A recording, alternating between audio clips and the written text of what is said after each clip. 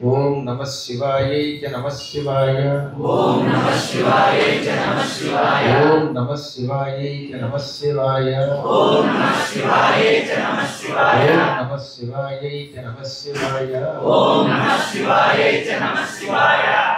యస్తు పర్యటతే దేశాన్ యస్తు సేవేత పండిత తస్య విస్తారిత బుద్ధి తైలబిందురివాంభసి అని వేదవ్యాసుల వారు చెప్పినమాట. నీళ్లు ఉన్నది, ఒక చెంబుతో నీళ్లు తండి లేదా ఒక కుండతో నీళ్లు తండి, అందులో ఒక నూనె చుక్క పోయండి. అప్పుడు ఏమవుతుంది? ఆ నూనె జిడ్డు నీరు పైన అలా తేలుతుంది, నీటిపైన ఆ నూనె అలా వ్యాపిస్తుంది. అది కూడా జిడ్డు అన్నమాట. అలా నీళ్ల మీద నూనె బొట్టు యొక్క జిడ్డు ఎలా వ్యాపిస్తున్నదో అలా తెలివితేటలు కూడా వ్యాపించాలి. జ్ఞానం పెరగాలంటే ఏం చేయాలి? యహ ఎవడు దేశాన్ దేశములను గురించి పర్యటతేత్తు అన్నమాట. యహ తు ఎస్తు అవుతుంది. అంటే దేశములు తిరుగు, బాగా దేశములు తిరిగితే జ్ఞానం పెరుగుతుంది. ఇంట్లో కూర్చుంటే కోపస్థమండోకం అవుతాడు. ఇవాళ చాలా మంది పిల్లల్ని మనం అలాగే తయారు చేస్తున్నాం. చదివేది LKG, వీపుకి 10 kg, water bag 3 kg. దాంతో ఏమైపోతుంది? 10 kg బరువుతో స్కూల్కి వెళ్ళినా అందులో ఉన్నవే చదివి చదివి చదివి వాడి బుర్ర అస్సలు పని చేయట్లేదు అనమాట. వాడికి కనీసం బాత్రూమ్కి వెళ్తే ఏం చేయాలో కూడా తెలియటం లేదు. కానీ పూర్వకాలంలో గురుకులాల్లో గురువులు వాళ్ళని అడివంతా తిప్పేవారు, చెట్లు ఎక్కనిచ్చేవారు, 64 కళలు నేర్పేవారు. నేర్పితే వాళ్ళు ఆరితేరేవారు. ఆరితేరిన తర్వాత సంవత్సరం పాటు మారువేషంలో పర్యటన చేసి అప్పుడు వాళ్ళు రాజులు అయ్యేవారు. దానివల్ల ఏమవుతుంది? ఒక సంవత్సరం మారువేషంలో పర్యటించడం వల్ల వాడు ఎవడో తెలియదు, వాడి బతుకు వాడే బతకాలి, కష్టపడి సంపాదించాలి. దానివల్ల జ్ఞానం పెరుగుతుంది, కష్ట సుఖాలు తెలుస్తాయి. ప్రజలకి ఏ విధమైన శిక్షలు ఇవ్వటం వల్ల వాళ్ళకి ప్రమాదం వస్తుందో లేకపోతే దేని వల్ల బాగుపడతారో తెలిసేది. ఈ విధమైనది అయ్యాక అప్పుడు రాజులు అయ్యేవారు. అప్పుడు వాళ్ళకి జ్ఞానం కలుగుతుంది. అసలు మనం ఏం చేయాలన్నమాట? బాహ్య ప్రపంచం తెలియాలంటే తిరగాలి. కేవలం తిరిగితే ఉపయోగం ఉంది. కాశీ వచ్చాడు ఫ్లైట్లో, పరుగు పరుగులు విశ్వేశ్వరుడికి ఒక దండం పెట్టి పడి పారిపోతాడు. కాశీలో ఏముందో తెలుస్తుంది. అలా కాకుండా అణువణువు పరిశీలించాలి. ఏ మూల ఏముందో తెలుసుకోవాలి. తెలుసుకోవాలంటే యస్తు సేవేత పండితాన్ పండితులను సేవించాలి. ఆ ప్రాంతాల్లో స్థల పురాణం చెప్పేవాళ్ళు ఉంటారు కదా, లేదా అప్పటికే తిరిగి తెలుసుకున్న వాళ్ళు ఉంటారు కదా. వాళ్ళ ద్వారా ఓహో ఇది చింతామణి గణపతి ఆశ్రమం, ఇక్కడ శృంగేరి జగద్గురువుల పీఠం ఉంది, ఇక్కడ గణపతి సచ్చిదానంద స్వామి వారు ఉంది, ఇక్కడేమో దుంటి విఘ్నేశ్వరుడు ఉన్నాడు, ఆయన చరిత్ర ఇది. అవన్నీ తెలుసుకుని అప్పుడు విశ్వేశ్వర దర్శనం చేసుకుంటే కాశీ అంటే ఏమిటో తెలుస్తుంది. గుళ్ళో పెడుతున్న ఎదురుగుండా ఉన్నటువంటి మసీదు ఎందుకు వచ్చిందో తెలియకపోతే ఉపయోగం ఉంది. ఆ మసీదు గురించి తెలుసుకుంటే మీ రక్తం మరుగుతుంది. అప్పుడు మీరు మీ ధర్మం కోసం అవసరమైతే ప్రాణం ఇవ్వడానికి సిద్ధపడతారు. ఇవన్నీ చరిత్ర తెలుసుకోవాలి. అందువల్ల జ్ఞానం పెరగాలంటే దేశములు తిరుగు, అక్కడున్న పండితుల్ని సేవించు, మహాత్ములతో యాత్ర చెయ్యి, చేస్తే ప్రపంచం తెలుస్తుంది అన్నారు. ఇవాళ మన కర్మయోగం వల్ల ఎవరికి వాళ్ళకి సౌకర్యాలు వచ్చిన కారణం చేత పరుగు వస్తాడు, వాడు వెళ్ళిపోతాడు. కానీ పూర్వం వ్యాసుడు అలా కాకుండా 10,000 మంది శిష్యులకు తక్కువ కాకుండా వెంట పెట్టుకుని మళ్ళీ కోటరీ నిర్మించుకోకుండా వాళ్ళందరితో కలిసిమెలిసి తిరిగి యాత్ర చేశాడు. ఇవాళ మన కొంతమంది పీఠాధిపతులు అయితేనేమి, మరి కొంతమంది ప్రవాచకులు అయితేనేమి, వాళ్ళు బయట ప్రపంచానికి దొరకకుండా వాళ్ళ చుట్టూ గిరి గీసుకుంటారు. వాడి దగ్గరికి ఎవడు వెళ్ళలేడు. ఓ 4-3 చేస్తారు. ఇక వీళ్ళ పేరు చెప్పి వాడు దోపిడీ చేస్తున్నారు. దానివల్ల ఏమవుతుంది? వాడు వస్తాడు, వాడు దాని వెళ్ళి హోటల్లో ఉంటాడు, ప్రవచనం చెబుతాడు, పారిపోతాడు. అప్పుడు మీతో వచ్చి యాత్ర చేసిన ఉపయోగం ఉంది? మీరు బదరి వెళ్ళారు, మీతో ఎప్పుడైనా సంకల్పం చెప్పుకుని స్నానం చేస్తున్నారు. వాళ్ళు హాయిగా వేడినీళ్లతో స్నానం, వాళ్ళు చన్నీళ్లు మిమ్మల్ని చేయమంటారు. మీకు చన్నీళ్లతో స్నానం చేస్తే కన్నీళ్ళు వస్తాయి. వాళ్ళు వేడినీళ్లతో స్నానం చేసి హాయిగా పడుకుంటారు, పన్నీటి స్నానంలాగా. దీనివల్ల ఉపయోగం లేదు. అందుకని వ్యాసుడు ఒక కఠోర నియమం చెప్పాడు. ఆయనతో పాటు శిష్యులు అందరూ వెళితే అందరికీ ఆయన సంకల్పం చెప్పి దగ్గరుండి స్నానం చేయించి అప్పుడు తాను స్నానం చేశాడు. ఆయన స్నానం చేసి చేయించాడంటో, ఆయన రూములో స్నానం చేయలేదు. అర్థమైందా మీకు? ఆయన కూడా మీతో సమానంగా స్నానం చేశాడు, నేల మీద పడుకున్నాడు. ఆ మహానుభావుడు చేసిన సేవ అంతా ఇంత కాదు. అందుకే కాశీ వచ్చినప్పుడు తిండి లేక 7 రోజులు అల్లాడిపోయాడు. ఆయన కూడా శిష్యుల కోసం ఆడిపోయాడు.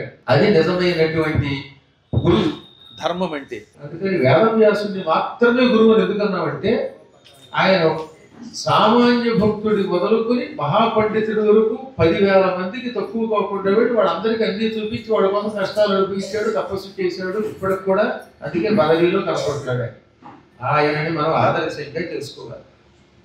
నాకు ఎంత ఆశ్చర్యం ఉందంటే పాపం కాలినడకన తన మహామహిమలు పక్కన పెట్టి వాళ్ళతో తిరిగాడు. వాళ్ళకి అన్నం లేకపోతే తాను బాధపడిపోయాడు. వాళ్ళకి మంచినీళ్ళు దొరకకపోతే తాను బాధపడ్డాడు. ఏమంటే మీ దారిని మీరు హాయిగా సుఖంగా ఉండి వాళ్ళ చేత పాదసేవ చేయించుకోవచ్చు కదా అని ఒకప్పుడు సుమంతుడు అని ఒక శిష్యుడు అడిగాడు. సుమంతుడు అంటే అధర్వణ వేదం చదువుకున్నవాడు. ఆయన పైలుడు ఋగ్వేద పఠనంబు దొరకొని సామంబు జైమిని చదువుతుండే యదువు వైశంపాయనాఖ్యుడు దొరకొనే తుది అధర్వము సుమంతుడు పఠిల్చే. పైలుడు ఋగ్వేదం చదువుకున్నాడు. ఋగ్వేదం చదువుకుని ఏదో మనం ఒక ఘరపాటి ఒక జటాపాటి అని ఆనందపడిపోతున్నాం. ఋగ్వేదం సాంగోపాంగంగా అర్థంతో కూడా చదువుకున్నాడే పైలుడు. అంటే జైమిని సామవేదం సంపూర్ణంగా స్వీకరించాడు. యజుర్వేదాన్ని వైశంపాయనుడు చదువుకున్నాడు. ఇక చివరిగా అధర్వణ వేదాన్ని సుమంతుడు అనే మహాత్ముడు చదువుకున్నాడు. ఈ సుమంతుడికి బుద్ధిమంతుడు అని పేరు.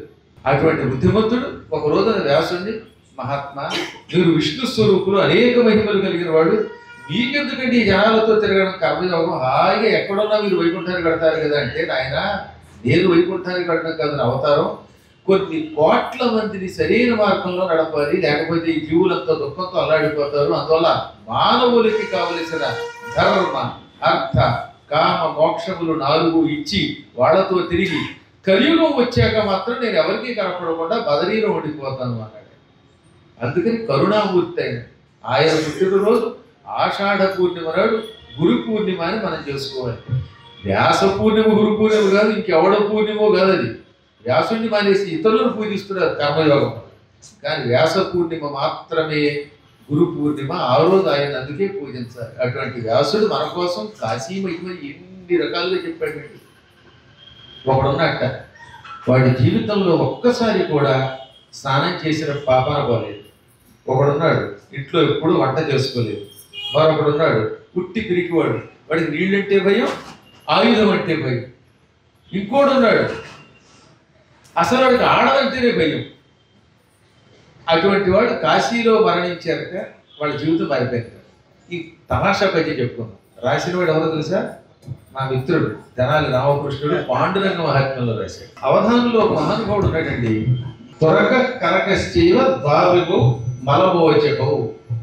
త్వరక కరక ఈ ఇద్దరు మలాన్ని విడిచిపెడతారు. అంటే ఎలాగా? త్వరకని దర్శనం చేసుకుంటే మలం బయటకు వస్తుందిగా. కరకం అంటే కరక్కాయ లోపల వేసుకుంటే దానివల్ల లోపల కుళ్ళు బయటికి పోతుంది. సేవించడం వల్ల ఒకటి, దర్శనం వల్ల ఒకటి, ఇద్దరు ప్రమాదకారులు అన్నాడు మలమోచకోవాలి. అలా అప్పుడప్పుడు ఈ వైపు కూడా అలా అవుతున్నది. అదో పక్కన నేను అనలేదండి. ఈ శ్లోకం చెప్పిన మహానుభావుడు చింతామణి చాలా గొప్పవాడు. ఆయన రాసిన వ్యాకరణ పుస్తకంలో శ్లోకం చెప్పాను. ఆయన అడగండి, ఆయన దొరికితే. ఆయన వెళ్ళిపోయి 150 ఏళ్ళు అయింది. ఆ రోజుల్లోనే ఆయన రాసేటంటే ఎంత కష్టపడి రాసాడో చూడండి. తెనాలి రామకృష్ణుడు అత్యద్భుతంగా పాండురంగ మహాత్మ్యాన్ని రాసి, పాండురంగ మహాత్మ్యం ప్రారంభం అంతా కాశీ మహిమ రాశాడు. ఒకనాడు తీర్థోపయోగిగానిశుండు ఔదల ధరించున ప్రగంగా ఆ ప్రొద్దు పొయ్యిరాతనట్టి నిర్పేదయు భోగిల్చు నైశ్వర్యములెనిమిదియు పుష్కరాక్షుల చెంత పోని వర్షవరుండు దేహార్థమున దాల్చు తీయబోని ఆయుధ ప్రభగాల్చి అలుగు భీరువును వాడి ముమ్మోముల వేడి అలుగు పుష్కరాక్షుల చెంత పోని వర్షవరుండు దేహార్థమున దాల్చు తీయబోడి ఆయుధ ప్రభగాంచి అలుగు భీరువును వాడి ముమ్మోముల వేదియలుగు మలిన వర్తనుడును సుధా లలితమూర్తి మించి వర్తిల్చు మతిలేని మేధకుండు మౌని వర్యుల చదివిల్చు మరి నీట పంచముఖు వీట నేను అసరిల్చనేని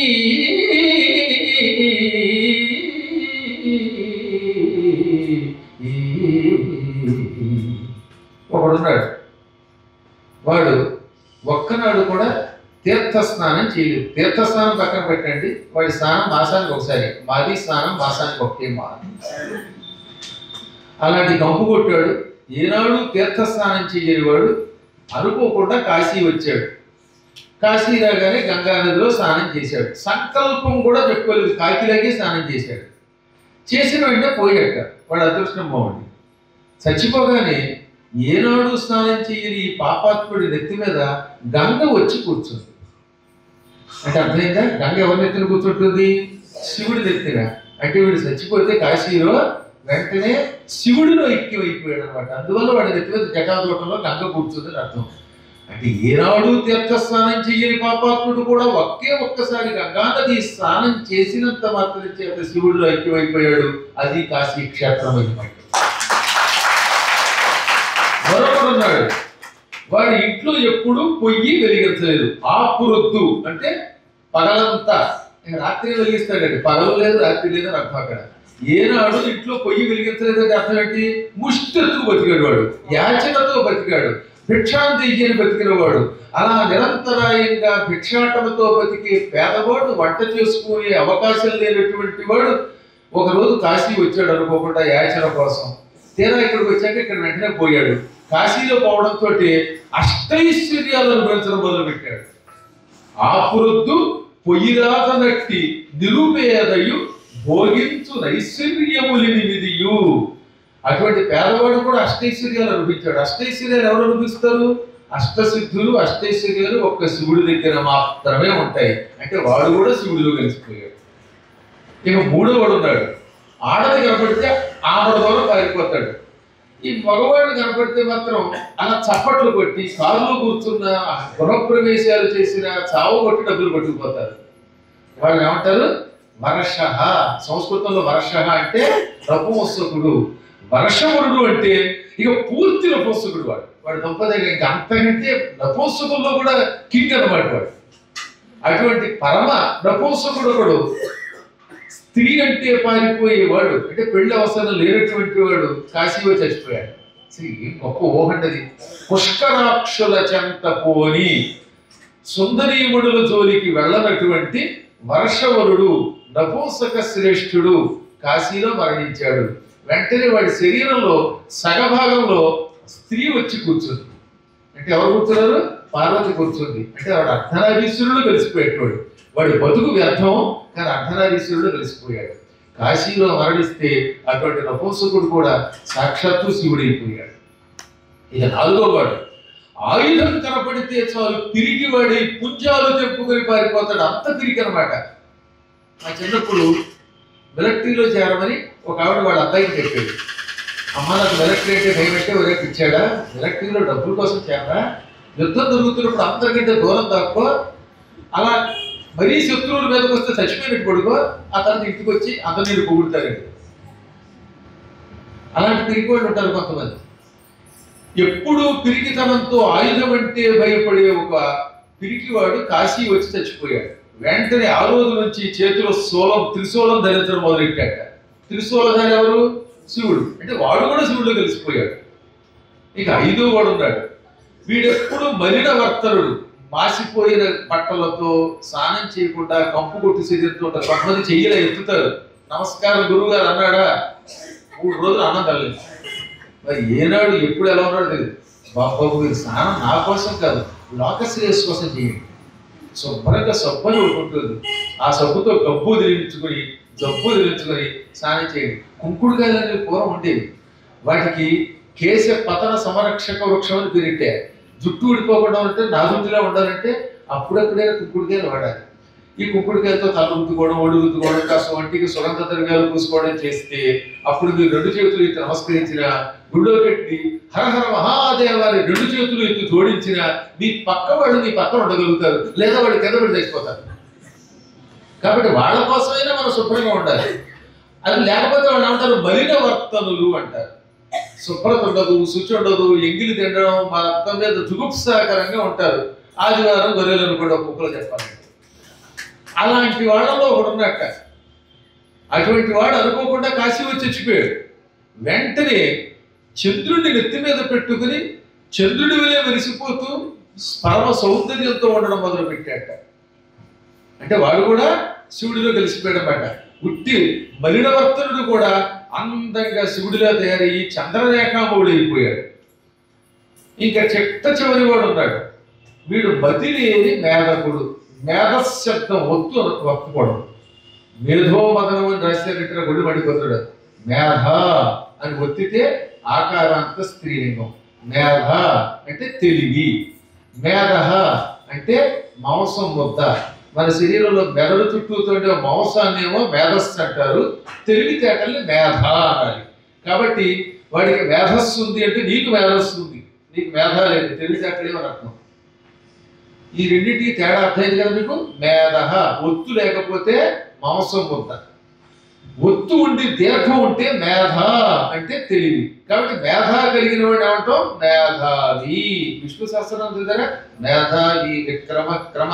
మేధావి అంటే తెలివితేటలు కలిగిన వాడు. ఇప్పుడు ఇక్కడ ఏమంటున్నాడు మేధక అన్నాడు. అంటే ఏమిటి? బొత్తిగా సన్నాసి, చవట. 2 2 4 అని ఒక 6 సార్లు చెప్పి 2 ఎంత అంటే 2 అండి ఎంతరా నాకు. అలాంటి తెలివైనటువంటి వాడు అంటే బొత్తిగా చవట వాడు కాశీ వచ్చి చచ్చిపోయాడు. వెంటనే ఏం చేశాడు? మర్రి చెట్టు కింద కాలు మీద కాలేసి కూర్చుని మునీశ్వరులకు పాఠం చెప్పడం మొదలెట్టాడు. అంటే ఎవరు? మేధా దక్షిణామూర్తి అయ్యాడు. కాశీలో మరణిస్తే ఉత్తి చవట కూడా అక్షరజ్ఞానం లేనటువంటి వాడు, జ్ఞాపక శక్తి లేనటువంటి వాడు పరమజ్ఞాని అయి దక్షిణామూర్తి అయి జగద్గురు అయి మహానుభావులైన ఋషీశ్వరులకి పాఠం చెప్పడం మొదలుపెట్టాడు. ఇది కాశీలో మరణించడం వల్ల వచ్చే యోగము.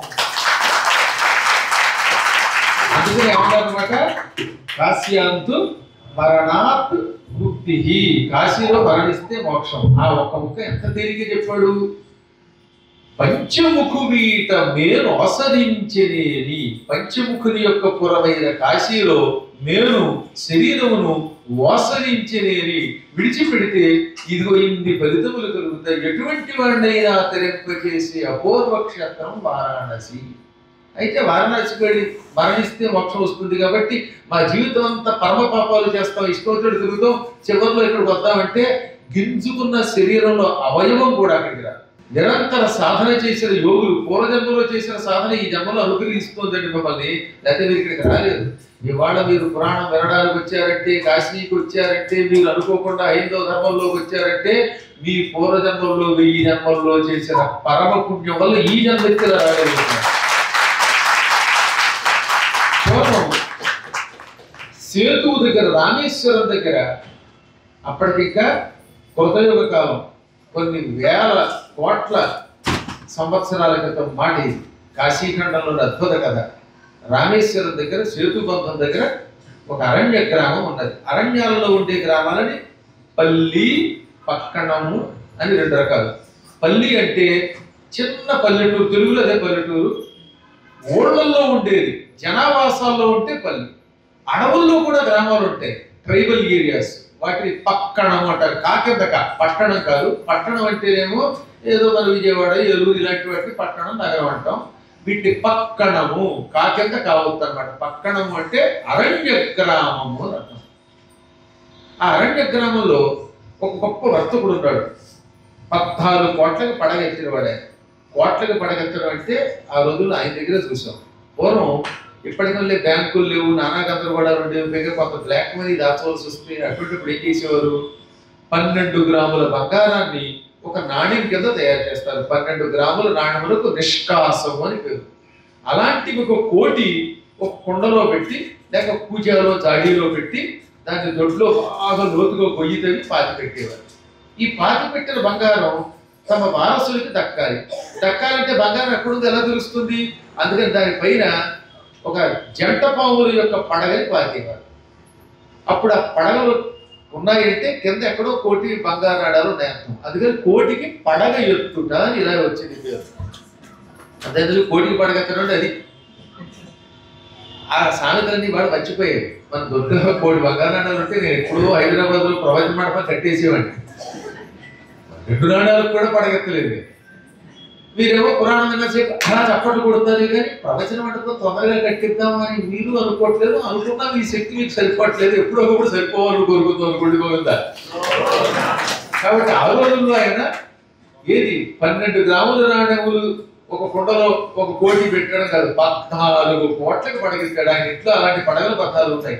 అందుకే పూర్వం ఇళ్లలో ఈ నాగేంద్రుల యొక్క జంటపాముల యొక్క పడగలు ఉన్న కింద గ్యారంటీగా బంగారం ఉంటుందని నమ్మకం. అవి తవ్వి ఏమన్నా నిధులు దొరుకుతాయేమో గొప్ప నిధులను ప్రయత్నం చేస్తున్నారు.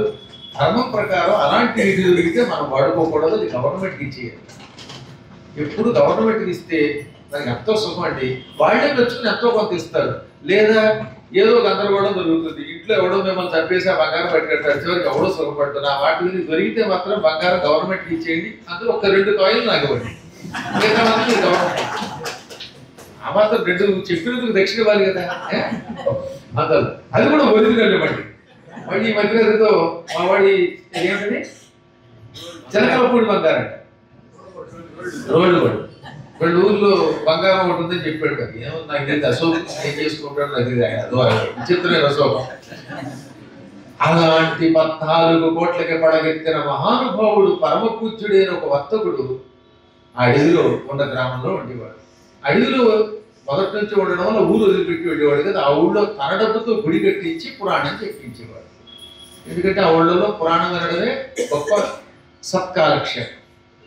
ఓసారి ఓ హరికథా పితామహుడు వచ్చి అక్కడ హరికథ లాంటివి ఏదో మొత్తం మీద భగవత్కథలు చెబుతూ కాశీ మహిమ చెప్పాడు. ఆయనకి ఒక్కతే కూతురు. ఎంత గొప్పవాడికి కూడా ఒకే ఒక కూతురు ఉన్నది పాపం. ఆ కూతురికి 5 ఏళ్ల వయసట. పురాణానికి అందరికంటే ముందు వచ్చి కూర్చునేది. ఈ హరికథా పితామహుడు కాశీ దివ్యక్షేత్రము, ప్రపంచ ప్రళయకాలంలో కూడా నాశనం కాని దివ్యక్షేత్రం కాశీ.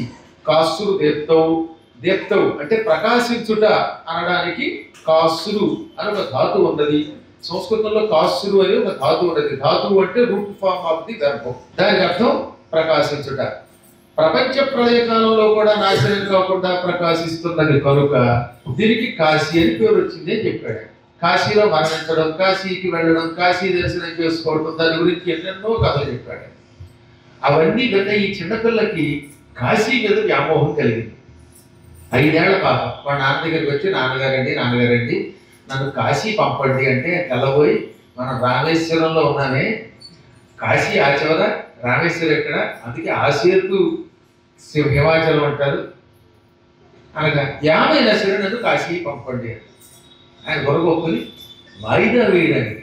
పురాణం వింటే బాగుంటుంది కానీ తీసుకెళ్ళాలంటే కష్టం కదా. అందులో ఆ రోజుల్లో కదా, ఆ రోజుల్లో కాలినడకనో ఎడ్లబళ్ళ మీదో రథాల మీదో వెళ్ళాలంటే ఇప్పట్లో వెళ్ళలేరు కనుక ఆయన ఏమన్నాడు అనమాట, పెళ్ళి అయ్యాక ఆయన తీసుకెళ్తాడు. అయినా భార్య ఎప్పుడు భర్తతో వెళ్ళాలి, తప్పించుకోవడానికి ఒక మాట అన్నాడు.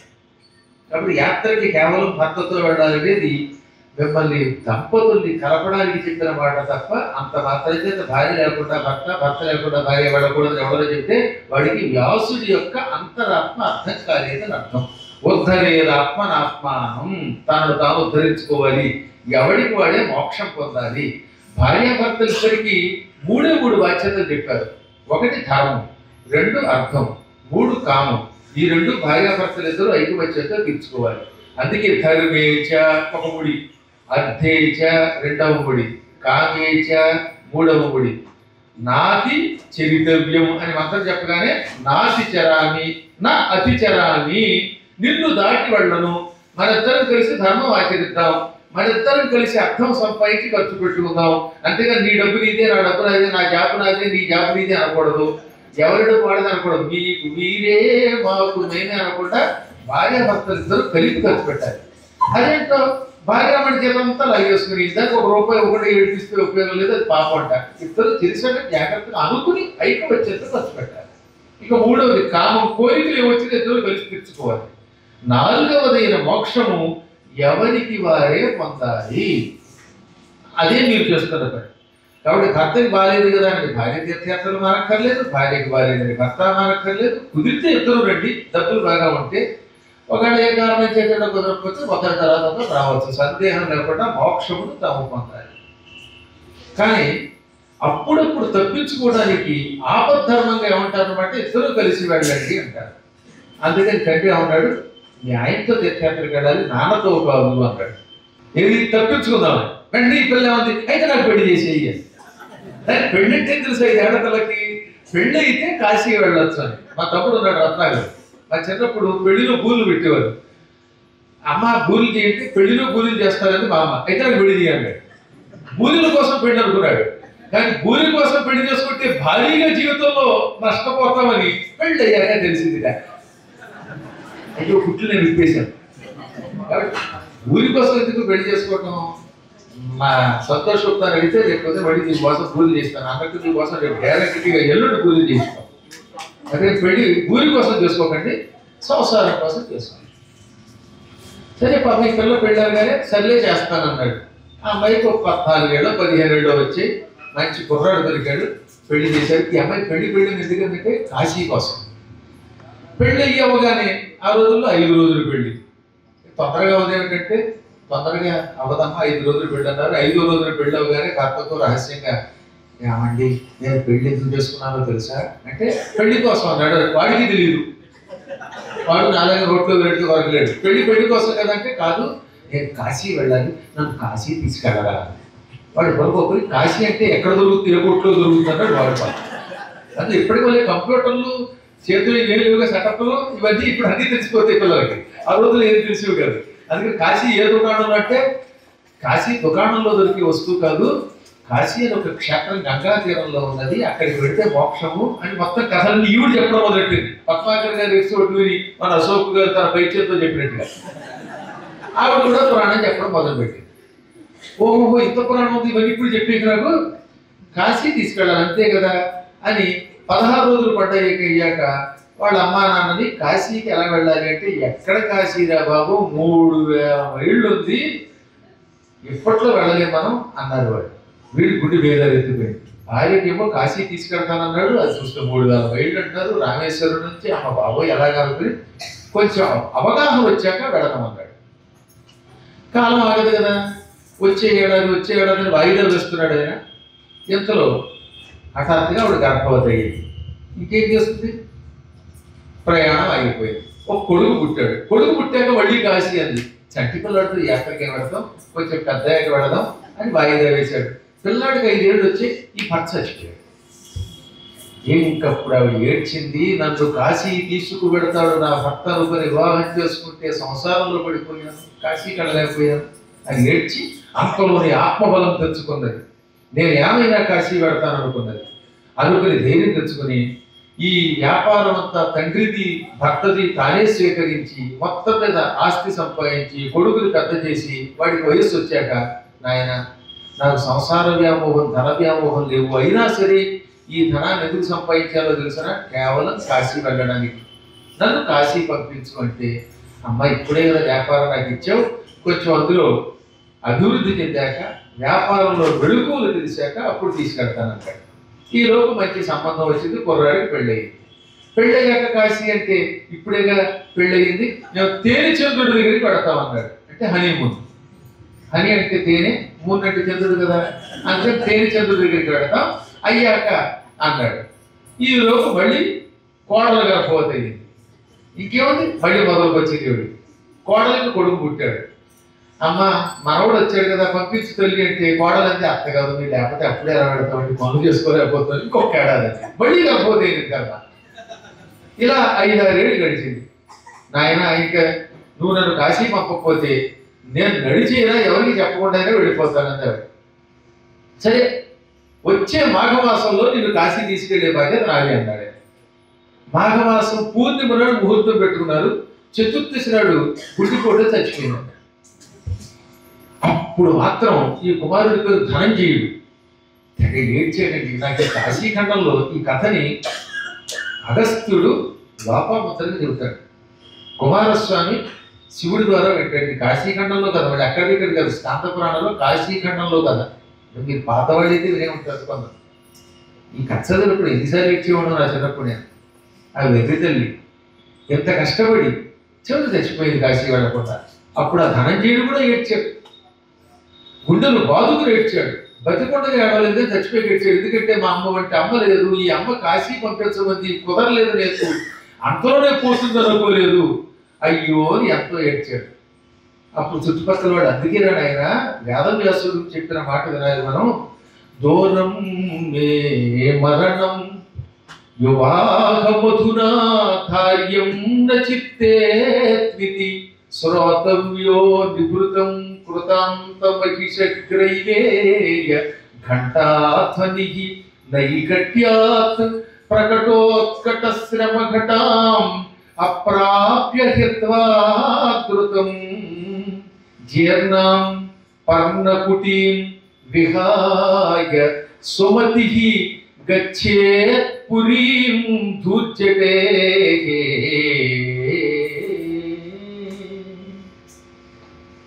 వేదవ్యాసుడు యముడి ద్వారా చెప్పించాడండి ఈ శ్లోకం. యముడు అన్నాడు ఇందులో కాశీఖండంలో. మనం తప్పనిసరిగా అమ్మవారి విశాలాక్షి ఆలయానికి అందరం కలిసి వెళదాం. అక్కడ విశాలాక్షి ఆలయానికి దగ్గరలోనే యమధర్మరాజు గారు ప్రతిష్ఠించిన లింగం ఉన్నది. దానికి ఎవరి పేరు? ధర్మేశ్వర లింగం. ధర్మ మహాదేవని యమధర్మరాజేశ్వర లింగం అని పేరు. ఆ ధర్మేశ్వర లింగాన్ని యముడు స్వయంగా ఇక్కడ ప్రతిష్ఠించాడు. ఆ లింగాన్ని చూడాలి. అక్కడ మా శిష్యులు చెన్నై వాస్తవ్యులు శివప్రసాద్ గారు వేయించారా నామాలు, నా పేరుతో సైతంగా శాసనం వేయించారు. చూసారు గుళ్ళో హిందీలోను తెలుగులోను కూడా వేయించారు. నేనేమి అరవల్లో కూడా వేయించమన్నాను, మరి వేయించేది బయట ఆడలేదు కాబట్టి తప్పనిసరిగా మనం అక్కడ కూర్చుని ఆయన పేరు నా పేరు కూడా చదువుకొని యముడు రచించిన అష్టోత్తర శతనామం చదవాలి.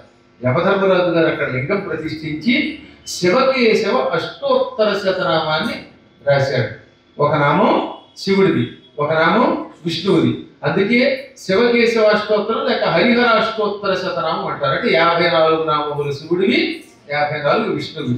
శివకేశవ అద్వైత తత్వానికి ప్రతీక కాశీ క్షేత్రం. అంటే ఆ కాశీలో ఇలా పెట్టినా ఇక్కడ ఉన్నవాడు ధరిస్తాడు. అందుకే ఎప్పుడో బట్టి చెప్పాను, ఇటు పెట్టిన ఇటు పెట్టక ముక్తి కలుగు దెవ్వనికి అని. అలాంటి అర్థం కాదు కాబట్టి కావాలి, ఇటు పెట్టిన ఇటు పెట్టక ముక్తి కలుగ దెవ్వనికి. దానం చేస్తేనే వాడు తెలుస్తాడు. అటువంటి ఆ హరిహరాద్వైత తత్వం కలిగినటువంటి పరమ పవిత్రమైన ఈ క్షేత్రంలో యమధర్మరాజు గారు రచించిన అష్టోత్తర శతనామాలు చదివితే ఇక వాడికి పునర్జన్మ లేదు. యముడే చివరి చెప్పాడు ఏమని? యో ధర్మరాజ రచితాం లలిత ప్రబంధాం నామావళీం సకల కల్మష బీజగంత్రీం ధీరోత్ర కౌస్తుభృతః శశిభూషణస్య నిత్యం పఠేత్ స్తనరసం న పిబేత్ సమాతుః.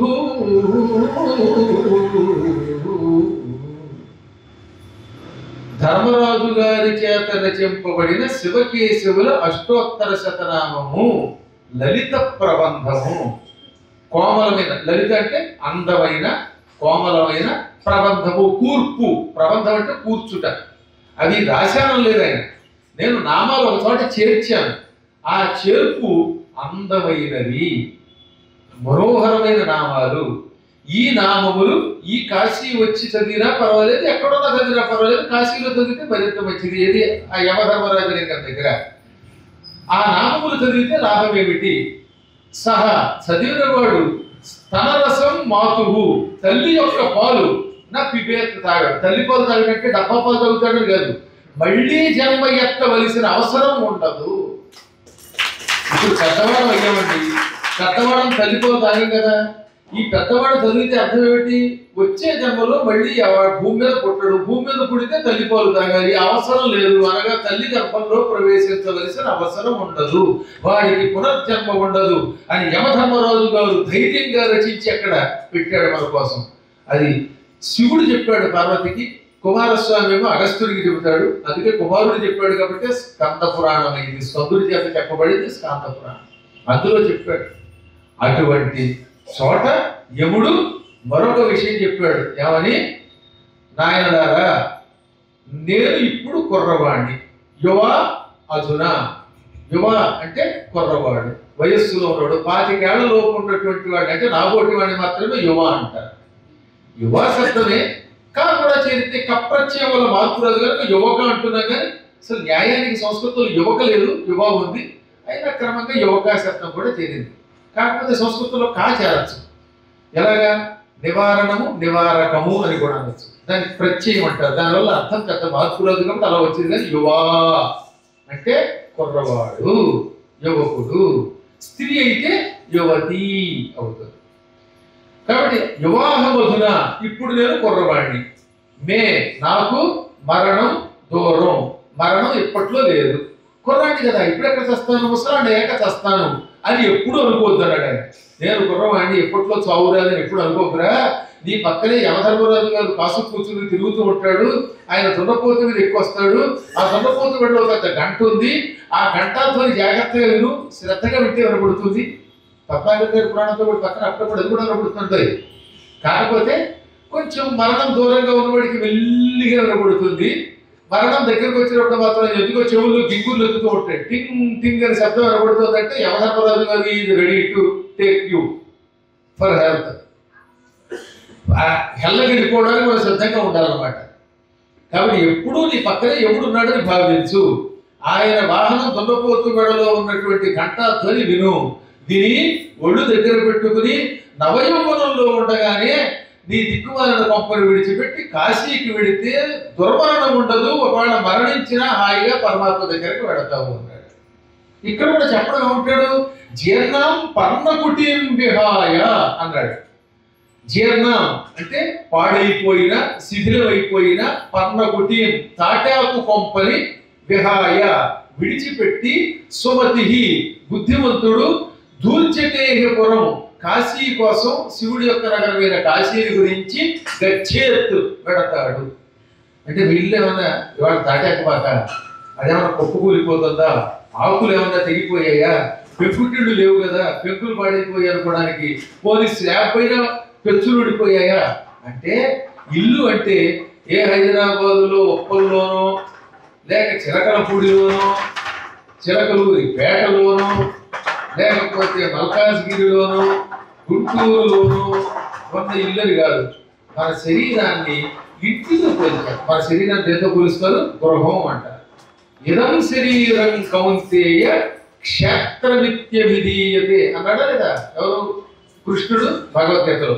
ఈ శరీరము క్షేత్రం, పొలము అని పిలువబడుతుంది. వేద పరిభాషలో ఒక్కొక్కప్పుడు క్షేత్రముగా, ఒక్కొక్కప్పుడు గృహంగా, ఒక్కొక్కప్పుడు ఘటంగా చెబుతారు. సందర్భాన్ని బట్టి ఘటమన్నా, మందిరమన్నా, క్షేత్రమన్నా శరీరము అని గ్రహించాలి. నీ శరీరం ఒక పాడుపడిపోయిన కొంప. అవునా కదా? మీకే తెలుస్తుంది కదా. మీ శరీరం గట్టిల్లా ఓటిల్లా నేను చెబుతాను. నాతో పాటు రేవుల్లో తిరిగి కాలభైరవుడి దగ్గరికి రోజు వెళ్ళి తిరిగి పడవలో రాకుండా నడిచి వస్తే అప్పుడు మీ శరీరం మంచి సిమెంట్తో కట్టినట్టు, రాతితో కట్టినట్టు. ఓయ్ రిటర్న్లో దయచేసి మమ్మల్ని పడవ ఎక్కించండి మీ శరీరం కొంచెం స్లాబ్ పెచ్చులు ఊడిపోతే నిల్లు. వెళ్ళేటప్పుడు వచ్చేటప్పుడు కూడా రిక్షాల్లో వచ్చారనుకోండి, ఇక ఆల్మోస్ట్ వాళ్ళు కూలిపోతున్న గొప్ప. మున్సిపాలిటీ వాళ్ళు ఏదో పడగొట్టాలి, లేకపోతే మీ దగ్గర పడగొట్టి కొత్త గొప్ప కట్టుకోవాలి. అందువల్ల మిమ్మల్ని పరీక్షిస్తారు. అప్పుడే ఉందని అనుకోకండి. ఇప్పట్లో మిమ్మల్ని ఏం వదలలేదు. కేదారం నాతో 14 కిలోమీటర్లు ఎక్కాలి. ఎవరు ఎక్కారు? అలా ఉండాలి ధైర్యంగా. తల వచ్చి ఎత్తారు, ఎత్తని కదా నిలబెట్టుకోవాలి. ఇప్పుడు శరీరం క్రమక్రమంగా ఓపిక తగ్గిపోతుందండి. చాలా మంది చిన్నపిల్లలు నడవలేకపోతారు. కింద కుర్చీలో కూర్చోవలసి వస్తుందో కింద కూర్చోలేకపోతున్నారు. ఎంతసేపు అయినా కింద కూర్చోగలుగుతాడంటే వాడు గట్టివాడు అనమాట. అందువల్ల మీ శరీరంలో ఎప్పుడు ఓపిక ఉంటుందో ఎప్పుడు పోతుందో తెలియదు. ఓపిక ఉన్నప్పుడే కాస్తంత భవబంధాలు పక్కన పెట్టి కాశీకి వెళ్ళరా నాయన. శరీరంలో ఓపిక ఉంటే అన్నీ తిరగలుగుతావు. వరుసగా కాశీ వస్తే ఏమో చూడాలని చెప్పాడు. వృద్ధి విఘ్నేశ్వరుడిని చూసి తీరాలి. ఆ తర్వాత అన్నపూర్ణని చూడాలి. అన్నపూర్ణాలయం దగ్గర సత్యనారాయణ వ్రతం మొట్టమొదటి జరిగింది అక్కడి. ఆ సత్యనారాయణుడిని చూడాలి, లోపల ఉన్న వాళ్ళని చూడాలి. ఆ తర్వాత అక్కడ శివరాత్రి ఈశ్వరలింగం ఉంటుందో చూడాలి, శనైశ్వరుడిని చూడాలి, నందీశ్వరుడిని చూడాలి, విశ్వనాథుడిని చూడాలి. విశ్వనాథుడికి ఎదురుకుండా దండపాణి అనే పేరుతో ఉంటాడు ఒక ఆయన పేరు హరికేశుడు, యక్షుడు, పచ్చని కళ్ళతో ఉంటాడు. ఆయన చేతిలో కర్ర పుచ్చుకొని ఈ కాశీకి కత్తందారు, అందరిని అదుపులో పెడతాడు. ఆయన అనుగ్రహం లేకపోతే, దండపాణి అనుగ్రహం లేకపోతే ఒక్కడు కూడా కాశీలో ఉండలేడు. అగస్త్యుడే కాశీ నుంచి గెట్టేసాడు ఆయన. కాబట్టి దండపాణి యొక్క దర్శనం చేసుకోవాలి. అమ్మవారు అన్నపూర్ణాదేవి రూపంలో ఉన్నప్పుడు భోజనం పెడుతుంది. విశాలాక్షి అనే పేరుతో ఉన్నప్పుడు అంతఃపురకాంతగా ఉంటుంది. పెత్తనం అంతా అంతఃపుర స్త్రీలది. ఆ రూపంలో ఉన్న విశాలాక్షి చూడాలి, కాలభైరవుడిని చూడాలి, బిందు మాధవుడిని చూడాలి. ఇవన్నీ నియమాలు. ఇవన్నీ ఎలా చూడాలో కాశీఖండంలో మీకు చెప్పాం. కాబట్టి ఇవన్నీ తిరగాలంటే అక్కడికి రిక్షాలు వెళ్ళవు, మెట్లు ఎక్కాలి, దిగాలి, కొన్ని చోట్లకి అధపాదాలకి కిందకి దిగాలి. ప్రధానికి శుక్రేశ్వరుడు కిందకి తొంగి చూడాలి, బ్రహ్మేశ్వరుడు ఇప్పుడు కొత్తగా పైకి కట్టారు. అలా ఒక్కొక్క చోట ఒక్కొక్కటి ఉంటుంది. వృద్ధేశ్వరుడు అని ఉంటాడు ఒక చోట. ఇప్పుడు ధ్రువుడు ప్రతిష్ఠించిన ధ్రువేశ్వర లింగం ఇంటర్మీడియట్ కాలేజీలో ఉంది. ఇంటర్మీడియట్ కాలేజీలో 2007వ సంవత్సరంలో మల్కాజ్గిరి నుంచి మా హిందూ ధర్మరక్షణ సంస్థ తరఫున 2007లో 9 రోజులు ఎత్తి చేసి అబ్బాయి అనమాట ధ్రువుడు యొక్క ప్రాంతంలో. ఇలా ఎన్నెన్నో ఉన్నాయి, విచిత్రంగా ఉంటాయి. కొన్ని కనపడవు, కొన్ని ఆక్రమణలు గురైపోయి. అవునా? నవగ్రహేశ్వర లింగం అని ఉంటుంది ఎక్కడ, దండపాణి భైరవుడి దగ్గర. నవగ్రహాలు కలిసి ప్రతిష్ఠించిన ఏకైక లింగం. ఆ లింగాన్ని దర్శనం చేసుకుంటే నవగ్రహాల అనుగ్రహం పొందుతాం, నవగ్రహ దోషాలన్నీ పటాపంచలైపోతాయి. ఇవన్నీ కాశీఖండంలో ఉండడం కాదు, ఇక్కడ ఉన్నాయి. ఇప్పుడు మీరు నవగ్రహేశ్వర లింగాన్ని చూసిన వాడికి ఏంటండి, ఇదో నన్ను వీళ్ళు నాతో పాటు వచ్చారు, ఇంకా కొద్దిమంది చూశారు అంటే ఇంకా ఇక్కడ చర్మలు కూడా చూడలేదు. దండపాణి భైరవుడు పక్కన ఉంటాడు నవగ్రహేశ్వరుడు. జీవితంలో ఒక్కసారైనా చూడాలంటే, అందులో ఇవన్నీ చూడాలంటే శరీరంలో ఓపిక ఉండాలి. శరీరం ఓపికగా ఉన్నప్పుడు మాత్రమే ఆ శరీరాన్ని పవిత్ర మందిరంగా, దృఢ మందిరంగా భావిస్తారు. శరీరంలో శక్తి తగ్గిపోతే జీర్ణ శరీరాన్ని జీర్ణ కుటీరంతో పోల్చారు. అందులో ఈ శరీరం ఇక పోతోంది, ఎక్కువ కాలం ఉండదని తెలుసుకుని ఓపికన్నప్పుడే కాశీకి వెళ్ళి అన్నీ చూడు నాయన అని ఎవరు చెప్పాడు. అంత గొప్ప శ్లోకం. అందులో ఆ శ్లోకం మళ్ళీ మళ్ళీ మళ్ళీ మళ్ళీ తెలుసుకోండి. దూరం మే మరణం యువాహమధునా ధార్యం నచిత్తే త్వితి శ్రోతవ్యో నివృతం కృతాంత మహిషగ్రైవేయ ఘంటాధ్వని నైకట్యాత్ ప్రకటోత్కట శ్రమ ఘటాం అప్రాప్య హిత్వాధృతం జీర్ణాం పర్ణకుటీం విహాయ సుమతి గచ్చేత్ పురీం ధూర్జటే అని మహాత్ముడు వ్యాసుడు సంస్కృతంలో స్కాంద పురాణంలో కాశీఖండంలో రాస్తే తెలుగులో శ్రీనాథుడు కాశీఖండం అనువాదం చేశాడు. ఇందులో ఈ దొన్నపోతు వెళ్ళలో గంట ఒక్కటే తీసుకొచ్చాడు. ఆయన మిగతా అంతా చమత్కారం చేశాడు. ఆయనేమో ఆయన ఒంట్లో ఓపుకుండగా వెళ్ళరా, దొన్నపోతు వెడలో గంట శబ్దం వినరా అంటే ఆయన ఏమన్నాడు తెలుసా, అన్నోరాశి పరీత భూభువన మధ్య స్వర్ణ ఖండంబు సంపూర్ణైశ్వర్య సమృద్ధి కాశీ కృతపాపుండైన పట్టణాభ్యర్ణక్షోడుల 5 క్రోశముల ప్రాణాంతంబునన్ మధ్యుడాకర్ణ్యం పండు కృతాంతవాహ మహిష గ్రైవేయ ఘంటాధ్వని. ఈ ప్రపంచంలో అత్యంత పుణ్యాల రాశి అయిన పట్టణం కాశీ మాత్రమే. 7 సముద్రాల మధ్యలో ఉన్న శివ సంబంధమైన పవిత్ర పట్టణం కాశీ.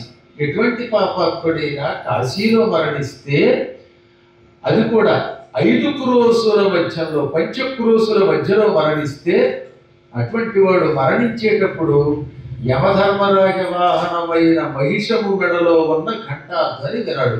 ఆయనేమో ఆ ధ్వని వినేలోపు కాశీ వెళ్ళన్నాడు.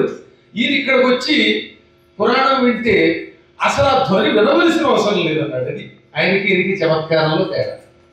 అటువంటి పవిత్ర పట్టణం కాశీకి మనం ఎప్పుడో మరణకాలంలో వెళదాం, యవ్వనంలో ఉన్నప్పుడు అనవసరం అనుకుంటే వెళ్ళలేము. ఎంత గింజుకున్నా వెళ్ళలేమని ఈ కథ నిరూపిస్తున్నది. అందులో పాప వెర్రితల్లి కాశీకి వెళ్ళలేక చివరికి మరణించి అందులో వీడు ఏడ్చాడు. పండితులందరినీ పిలిచాడు. నేను ఆత్మహత్య చేసుకోవడం తప్ప మరొకటి ఏది నిర్ణయించుకోవట్లేదు, నేను చచ్చిపోదాం అనుకుంటున్నాను, ఎందుకంటే అమ్మ కోరిక తెరచలేకపోయాను. ఒకవేళ అమ్మని మీరు ఏమైనా బతికిస్తారా అని అడిగితే ఇచ్చాడా? చచ్చిన వాడు బతికించడం అసంభవంగా. మీ అమ్మ బతికుండగా కోరిక తీర్చలేక ఇప్పుడు చచ్చిపోతే నువ్వు ఆత్మహత్య చేసుకోవడం వల్ల లాభం ఏమిటి? కష్టం వచ్చినప్పుడు చావడం దేనికి పరిష్కారం కాదు. చావు వల్ల ఏమవుతుంది? ప్రేతాత్మయ్య అల్లాడిపోతావు, ఇహము ఉండదు, పరము ఉండదు. చివరికి నీకు లాభం లేదు, నీ ఇంట్లో వాడికి లాభం లేదు. బతికి ఉంటే చెయ్యవలసిన పని ఏమిటి అని బాగా ఆలోచించాలి. ఆలోచిస్తే బుర్రకి కట్టదంటూ ఉండదు. కష్టం వచ్చినప్పుడు ఒక క్షణం ఏమవుతుందంటేనండి, బుర్ర స్తంభించిపోతుంది. యాక్సిడెంట్లో తొందరగా చచ్చిపోవడానికి కారణం ఆ టైంలో కంగారు రావడం వల్ల చేయకూడని పని చేస్తాం. అలాగే ఆపద వచ్చినప్పుడు కూడా ఏమవుతుందన్నమాట, ధైర్యం కోల్పోతాం. ధైర్యం కోల్పోయి దెబ్బతింటాం. గురువు గారి కొన్న ఆత్మబలం అదే. అందుకే ఇన్ని సంవత్సరాలైనా ఏ పనైనా తొట్టుకోవట్లే కూడా చేయగలిగారు. నా జీవితంలో భయం పడింది లేదు. ఒక్కసారి ఏమైంది, గంగానదికి వరదలు వచ్చినప్పుడు తొందరపడి దిగిపోయాను. గంగానదికి వరదలు వచ్చినప్పుడు స్నానం చేయడం అంటే ఆత్మహత్యతో సమానం. అప్పుడు నేను బాలకృష్ణ గారు వచ్చారనుకుంటాను, వచ్చారంటే ఉపన్యాసానికి ఇంకా రాలేదా, ఆ చివరు ఉన్నారు ఆయన. మేము 98లో అప్పట్లో మార్గరేజర్ ఆయనే కదా, 98లో సెప్టెంబర్లో వచ్చాం. అప్పుడు వరద అంటే పైదాకా వచ్చేసింది, గవ్వుకి దిగిపోయాను. ఆ సుడిలో రాకపోతుంది, చచ్చిపోతాం అనుకున్నారు. అందరూ చుట్టుపక్కల కంగారు పడ్డారు. అయితే అదృష్టం వేడి కాదు. వెంటనే అక్కడ ఏంటంటే సుడిలో పడిపోయినప్పుడు జనకీయత మీద దానికి వాలుగా వెళ్ళిపోతే పక్కకి ఎక్కడికో వెళ్ళిపోతాం. అప్పుడు ఎదురీతే చచ్చిపోతాం. అలా పడుకుంటే వెనక్కి వచ్చేసింది. అయినా నేను చచ్చిపోతే నీకు పురాణాలు చెప్తాడు ఎవరు ఉంటాడు? ఇంకో 30 ఏళ్ల దాకా మీరు గింజుకున్నా పొమ్మన్నా ఇప్పట్లో బాగుంట. చెప్పేంటే క్షణం కనుక ధైర్యంగా ఉంటే ఏదైనా సాధిస్తాం. ఇప్పుడు ఎవరో శత్రువు వచ్చాడు, మీ మీద దాడి చేశాడు, మీరు కంగారు పడ్డారా, ఎక్కువ రాంగ్ స్టెప్ వేస్తారు. అప్పుడు కనుక ధైర్యంగా ఉంటే, ఏం భయపడకుండా ఉంటే మంచి ఆలోచన అప్పుడు వస్తుంది. అందుకని ఉత్తములు ఎలా ఉంటారు? ఆపదలందు ధైర్య గుణము. ఆపదలు వచ్చినప్పుడు ధైర్యంతో ఉండాలి.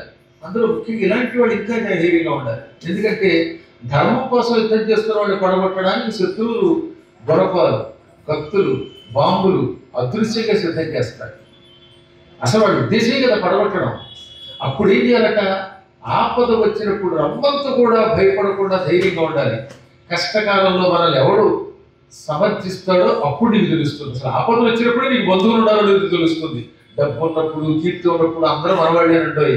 కష్టం వచ్చినప్పుడు మన వెంట ఉన్నవాడు మాత్రమే నిజమైన మిత్రుడు. అందువల్ల భర్తృహరి సుభాషితాలలో మొట్టమొదటి ఏమని చెప్పారు? ఆపదలందు ధైర్య గుణము, అంచిత సంపదలందు తాల్వియం. డబ్బు వచ్చినప్పుడు ఓర్పు ఉండాలి. నడమంత్రం శ్రీ డబ్బు రాగానే వీడికి అహంకారం వచ్చేస్తుంది. అప్పుడు కనుక అహంకారం రాకుండా ఉండి డబ్బుతో పిచ్చి పని చేయకుండా, వ్యసనాలు పాల్గొకుండా దాచుకోగలిగితే, మంచి పనులు చేయగలిగితే వాడు గొప్పవాడు. కానీ ఎక్కువ డబ్బు రాగానే అవుతుందన్నమాట. అయితే అహంకారం, అహంకారం వల్ల పతనం. లేదా ఇంత డబ్బు కనపడగానే కౌంట్ బనేగా కరోడు బదిలో పాల్గొని వచ్చే డబ్బులు వెంటనే వాడు సర్వనాశనం అయిపోయి ఏడాదిలో ఖర్చు పెట్టాడు. ఇప్పుడు మళ్ళీ పుష్టెత్తుకుంటాడు. అలా డబ్బులు పాడు చేస్తారు, వ్యసనాలు పాల్గొతారు, స్నేహితులు వచ్చి మీద పడతారు, లాగేస్తారు. అప్పుడు డబ్బు వచ్చినప్పుడు జాగ్రత్తగా యావత్ జీవితం ఆ డబ్బులు నిలబెట్టుకున్నవాడు బుద్ధిమంతుడు. బుద్ధిమంతుల యొక్క లక్షణాలు మళ్ళీ గుర్తుపెట్టుకోండి. ఆపదలు వచ్చినప్పుడు ఏం చేస్తారు? ధైర్యంతో ఉంటారు. డబ్బు వచ్చినప్పుడు ఓర్పుతో ఉంటారు, పాడు చేయకుండా ఉంటారు. భూప సభాంతరాళముల పుష్కల వాక్చతురత్వము. ఇలా సభల్లోకి వచ్చినప్పుడు వాక్చతురత్వంతో మాట్లాడతారు, అనర్గళంగా మాట్లాడతారు, అవతల వాళ్ళని రంజింప చేస్తారు, చమత్కారంగా మాట్లాడతారు. ఇక కూర్చుని వాడు కదలకుండా ఉండాలనేదే చేస్తారట. అందువల్ల సభాంతరాళంలో ఎలా ఉండాలి? పుష్కల వాక్చతురత్వం. ఆజి బాగా పట్టు శక్తియు. యుద్ధంలోకి వెడితే భుజబలం చూపించాలి. యుద్ధరంగంలోకి వెళ్ళాడు, ఆ విజృంభించి యుద్ధం చేయాలి, పరాక్రమాన్ని ప్రదర్శిస్తాడు. యశమునందనురక్తియు. కీర్తి మీద వ్యామోహం ఉండాలి, మంచి పేరు పొందాలి, నేను 10 మందిలో గుర్తింపు తెచ్చుకోవాలి, నాకు కీర్తి రావాలి అనే కోరిక ఉంటుంది. ఇంకా విద్యయందు వాంఛా పరివృద్ధియం, వచ్చిన చదువుకి సంతోషపడ్డట. అమ్మాయి అయిపోయింది, నాకు ఎంబీఏ అయిపోయింది, ఎంఎస్సీ అయిపోయింది, పిహెచ్డీ చేసేసాను, ఎంఏ తెలుగు చేసేసాను, అయిపోయింది అని కూర్చుని పడుకుని నిద్రపోవడం. ఇంకా ఇంకా ఇంకా తన విద్యని పెంచుకుంటాడు. విద్యని పెంచుకోవాలి, జ్ఞానం పెంచుకోవాలి అనే కోరిక కలిగి ఉంటారు. ఎవరు? ఇవన్నీ ప్రకృతి జన్య గుణంబులు సజ్జనాడికి, సజ్జనులకు పుట్టుకతో వస్తాయి. కాబట్టి సజ్జనులకు పుట్టుకతో వచ్చే లక్షణములు ఏమిటి? ఆపదలలో ధైర్యం, డబ్బు వచ్చినప్పుడు ఓర్పు, సభలలో జనరంజకంగా మాట్లాడటం, యుద్ధంలో బాహుబలం చూపించటం, కీర్తి మీద వాంఛ, విద్యని అభివృద్ధి చేసుకోవటం, ఈ లక్షణములు మహాత్ములకి పుట్టుకతో వస్తాయి, బై బర్త్ వస్తాయి. అందువల్ల ఆపద వచ్చేస్తే చచ్చిపోకూడదు నాయనా, మీ అమ్మని ఎలా ఉద్ధరించాలో చూద్దాం అనగానే అయితే మార్గం చెప్పండి అన్నాడు. వాళ్ళు ఏమన్నారు? శాస్త్ర ప్రకారంగా ఎవరైనా మరణిస్తే వాడు కాశీ వెళ్ళలేకపోయినా వాళ్ళని కాశీ వెళ్ళేలాగా చెయ్యొచ్చు. ఎలాగా? వాటిని తగలబెట్టి చితాభస్మము ఎముకలు పట్టుకెళ్ళి కాశీ గంగలో, ప్రయాగలో అని చెప్పలేదు, కాశీఖండలో, కాశీలో గంగలో కలిపితే ఆ వ్యక్తికి కాశీలో మరణించడం వల్ల లేక కాశీ నివాసం చేయడం వల్ల వచ్చే ఫలితం వస్తుంది. ఇది కాశీఖండం చెప్పిన మాట. అమ్మయ్య బతికించారంటే ఎప్పుడు బయలుదేరినారుగా అమ్మకి దహ సంస్కారాలు చేసి ఎముకలు చితాభస్మం మీ ఇంటి దగ్గరే దాచు, మాసికం అయిపోయాక బయలుదేరట. మొదటి మాసికం అయ్యాక బయలుదేరాలి. ఈ మధ్యన ఎవరో పైన చెప్పాట, చచ్చిపోయిన 11 రోజుల్లోపు గంగలో కలపడ్డ. కొంచెం బుర్ర పెట్టంటారా? వాడు ఎవడో చెప్పాడు, చెప్తే వినేయడం కాదు. ఇప్పుడు హైదరాబాద్లో ఉన్నాడు వాడు, 11 రోజుల్లోపు గంగలో ఎలా కలుపుతాడు? ఇప్పుడంటే ఫ్లైట్లు వచ్చాయి.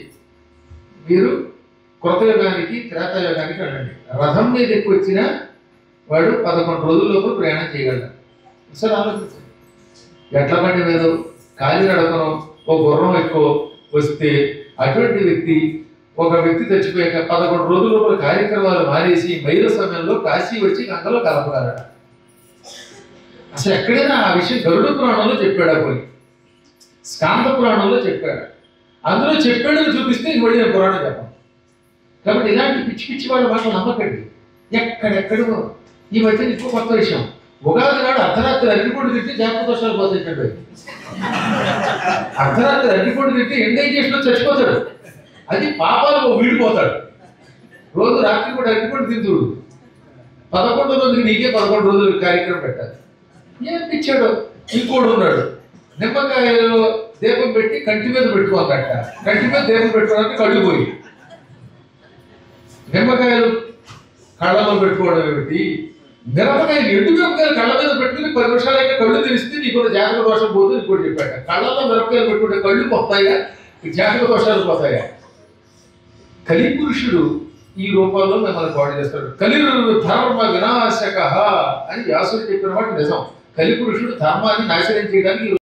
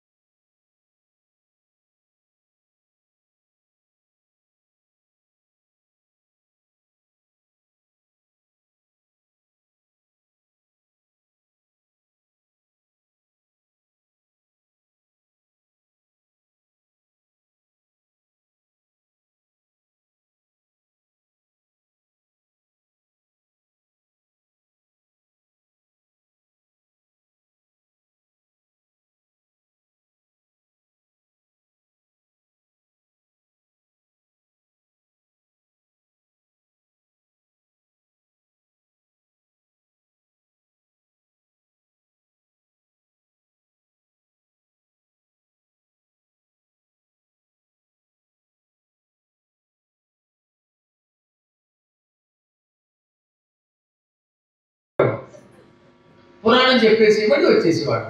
మళ్ళీ బ్రహ్మస్భవంలో బూరెలు తినడానికి వచ్చేవాడు. ఇప్పుడు గదులుండి. కాబట్టి నాయనలారా ఇలాంటివి లేవు, ఉన్నాయని ఎవడన్నా చెబితే ఇప్పుడు మోసగాడు అని. ఆ తర్వాత అసలు ఎందుకు అని అడిగినా.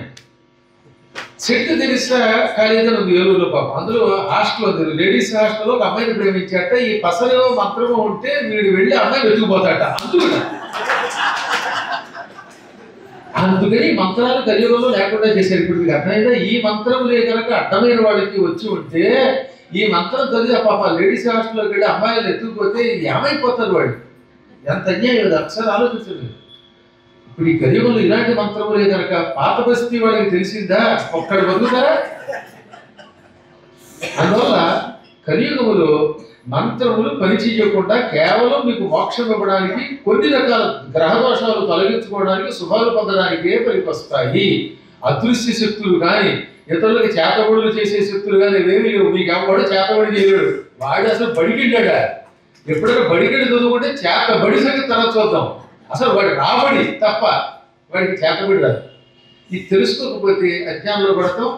ఏ శక్తి అయినా పరమేశ్వరుడిని గట్టిగా పట్టుకుని భక్తితో జపం చేసుకుని మీకు మీరు పొందవలసిందే. గురువులు మార్గం సూచిస్తారు. డైరెక్ట్ గా మమ్మల్ని ఎవరిని అమాంతంగా వైకుంఠానికి ఎందుకు పంపుతాం? పంపే అవకాశం ఎక్కడో ఉంటుంది, అదులు కాదు, పక్కన పెట్టేయండి. కానీ వ్యాసుడు ఎవరిని అలా పంపలేదు, ఇంకో దుర్వాసుడు అలా పంపలేదు. అత్యావశ్యక స్థితిలో తప్ప వాళ్ళు కూడా శక్తులు వాడలేదు. అంతేగాని ఇక్కడికి వచ్చి జాయి చక్రం తక్క నా దగ్గరికి రండి శివలింగ గారు పెట్టగానే మీ అందరికీ పరలోకంలో సీట్ ఇచ్చేదారు ప్రభువా అంటాడా? కానీ ఈ మధ్య ఇంకోటి జంగారెడ్డిగూడలో పరలోకమునందు నీకు సీట్ ఇప్పించారు నాకు 25,000 అన్నాడు. అంటే పాప రాజమండ్రి కొన్నాడు ఆయన యాసలో 25,000 ఇవ్వాల్సిందేనండి అంటే తప్పదయ్యా, పరలోకంలో సీట్ అంటే మాట్లాడుకుంటున్నాము అని ఎంతమంది చేతులు తప్పని. చిన్న పాస్టర్, పెద్ద పాస్టర్, ఆ పాస్టర్, ఈ పాస్టర్ అందరికీ అయ్యాక నాకు పాస్టరే మిగులుతుంది అన్నాడు. 25,000 పరలోకంలో సీటు కొట్టేస్తాట. హైదరాబాద్లో 60,000 రావట్లేదు, ఎక్కడో స్వర్గంలో వస్తుందా? నాకేమో ఉప్పల్లోనే గది 60,000 చెప్తున్నాడు. వీడికేమో 25,000 పరలోకంలో సీట్ పెట్టాడు. ఏమిటో తెలియదు. ఆ పరలోకం పట్టలోనే కాపరలోకంగా తయారైంది అనమాట. రామరామ ఈ పాపాలన్నీ భయ కలుగుతుంది. ఈశ్వరుడు మనల్ని అందరినీ రక్షించుగాక. కాబట్టి శాస్త్ర ప్రకారముగా ఇక్కడ దహన సంస్కారాలు చేశాక చితాభస్మము, ఎముకలు ఇటువంటివి మీ ఇష్టాన్ని బట్టి మొదటి వార్షికం అయ్యాక ఎప్పుడైనా బయలుదేరి వెళ్ళండి. కాశీగంగలోనే కలపండి. కాశీగంగలో ఎప్పుడు కలిపినా వాడికి మోక్షం వస్తుందని శాస్త్రము కాశీఖండంలో ప్రమాణంగా చెప్పారు, గరుడ పురాణంలో చెప్పారు. అందుకని నాయన పని చేయమనగానే ధనంజయుడు ఆనందపడి వాళ్ళకి దాన ధర్మాలు చేసుకుని తల్లి యొక్క చితాభస్మము, ఎముకలు మూట కట్టుకుని ఒక శుభముహూర్తంలో కాశీకి బయలుదేరాడు. పాపం కాశీకి బయలుదేరాలంటే ఒంటరిగా వెళ్ళలేక ఈ సామాను మోయడం కోసం ఒక కూలివాడి పెట్టుకున్నాడు. ఆ దగ్గరలో పల్లెటూరు ఉంది. ఆ పల్లెటూరులో ఒక బోయవాడు ఉన్నాడు. ఆ బోయవాడిని పిలిచి, ఆయన నేను అర్జెంటుగా కాశీ పెడుతున్నాను, నా మోటా ముల్లే మొయ్యాలి, ఒక కావడి ఉంది, ఈ కావడిలో ఇటో పెట్టి అటో పెట్టి ఉంటాయి, వీటిని మోసుకొస్తే రోజుకు ఒక బంగారు కాసిస్తాను అన్నాడు. వాడు ఆనందపడిపోయాడు. చిల్లిగవ్వ, యాగాని, గుడ్డిగవ్వ ఇటువంటివి ఇచ్చే రోజుల్లో రోజుకు బంగారు నాణ్యం అంటే వాడికి ఆనందం కలగదు. సరే అన్నాడు. 80 రోజులు నడిచారు వాడు. ఎక్కడి నుంచి? రామేశ్వరం నుంచి కాశీ రావడానికి. ఇంకొక 3 రోజులు గడిస్తే ఇంక కాశీ వచ్చేస్తారు. అలా నడుచుకుంటూ చాలా వేగంగా వెళ్ళుకుంటూ మధ్య మధ్యలో మజిలీలు చేసుకుంటూ వంటలు చేసుకుంటూ తింటూ బయలుదేరారు. ఇక కాశీకి 3 రోజులు మజిలీ ఉండగా ఒక సత్రం దగ్గర ఆగారు. అందరూ హాల్లో పడుకోవచ్చు, అదుగుల మీద వండుకోవచ్చు, కానీ గది కావాలంటే డబ్బులు కట్టాలి. ఈ దగ్గర డబ్బులు ఉన్నాయి, ఒక గది తీసుకుని, ఒరే నాయన బోయవాడ, ఈ మూట ఈ కావడి చూస్తూ ఉండు, నేను అంగడికి వెళ్తాను, ఇక్కడ వంటవాడు లేరు, నేనే వండి నీకు పెడతాను, పప్పులు ఉప్పులు అయిపోయాయి అని అంగడికి పెడతానని వాడు అక్కడ అట్టే పెట్టి దుకాణానికి వెళ్ళాడు.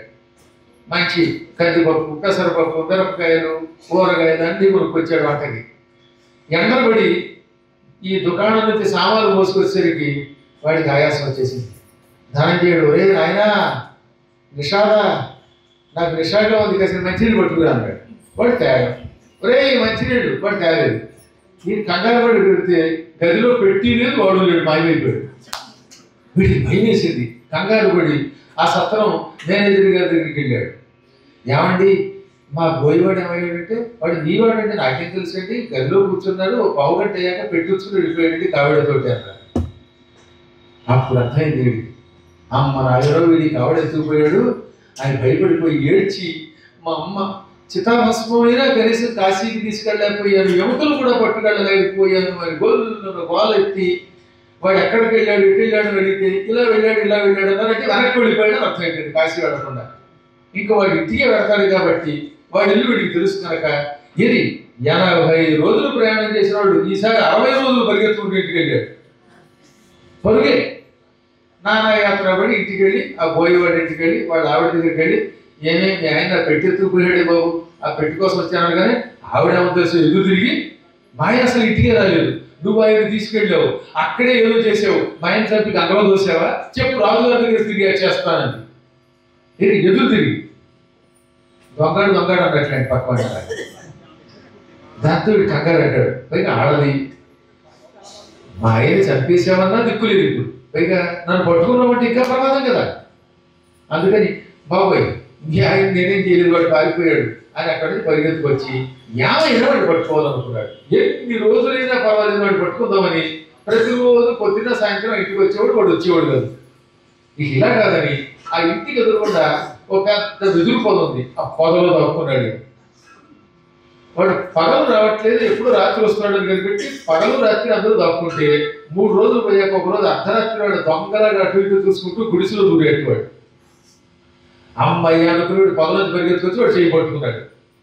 పట్టుకోగానే వాడు గలవెల పోయి కంగారు పడిపోతుంటే, నువ్వు కంగారు పడకు, నీ మీద ఒట్టు, నిన్ను రాజుగారికి అప్పగించను, నిన్ను శిక్షించను, నీకు జైలు శిక్ష రాదు, నాకు కావాల్సిందల్లా పెట్టి, ఆ పెట్టి ఏం చేసావో చెప్పరా అంటే అప్పుడు వాడు ధైర్యం తెలుసుకొని, నన్ను శిక్షించనట్టున్నారు కాబట్టి చెబుతానండి, నేను మీతో పెట్టి పోసుకుంటూ వచ్చాను కదండి, కొంత దూరం పోయాక నాకు హఠాత్తుగా అనుమానం వచ్చింది. ఎప్పుడు ఇక కాశీ వచ్చాము, అప్పటిదాకా రాలేదు అనుమానం.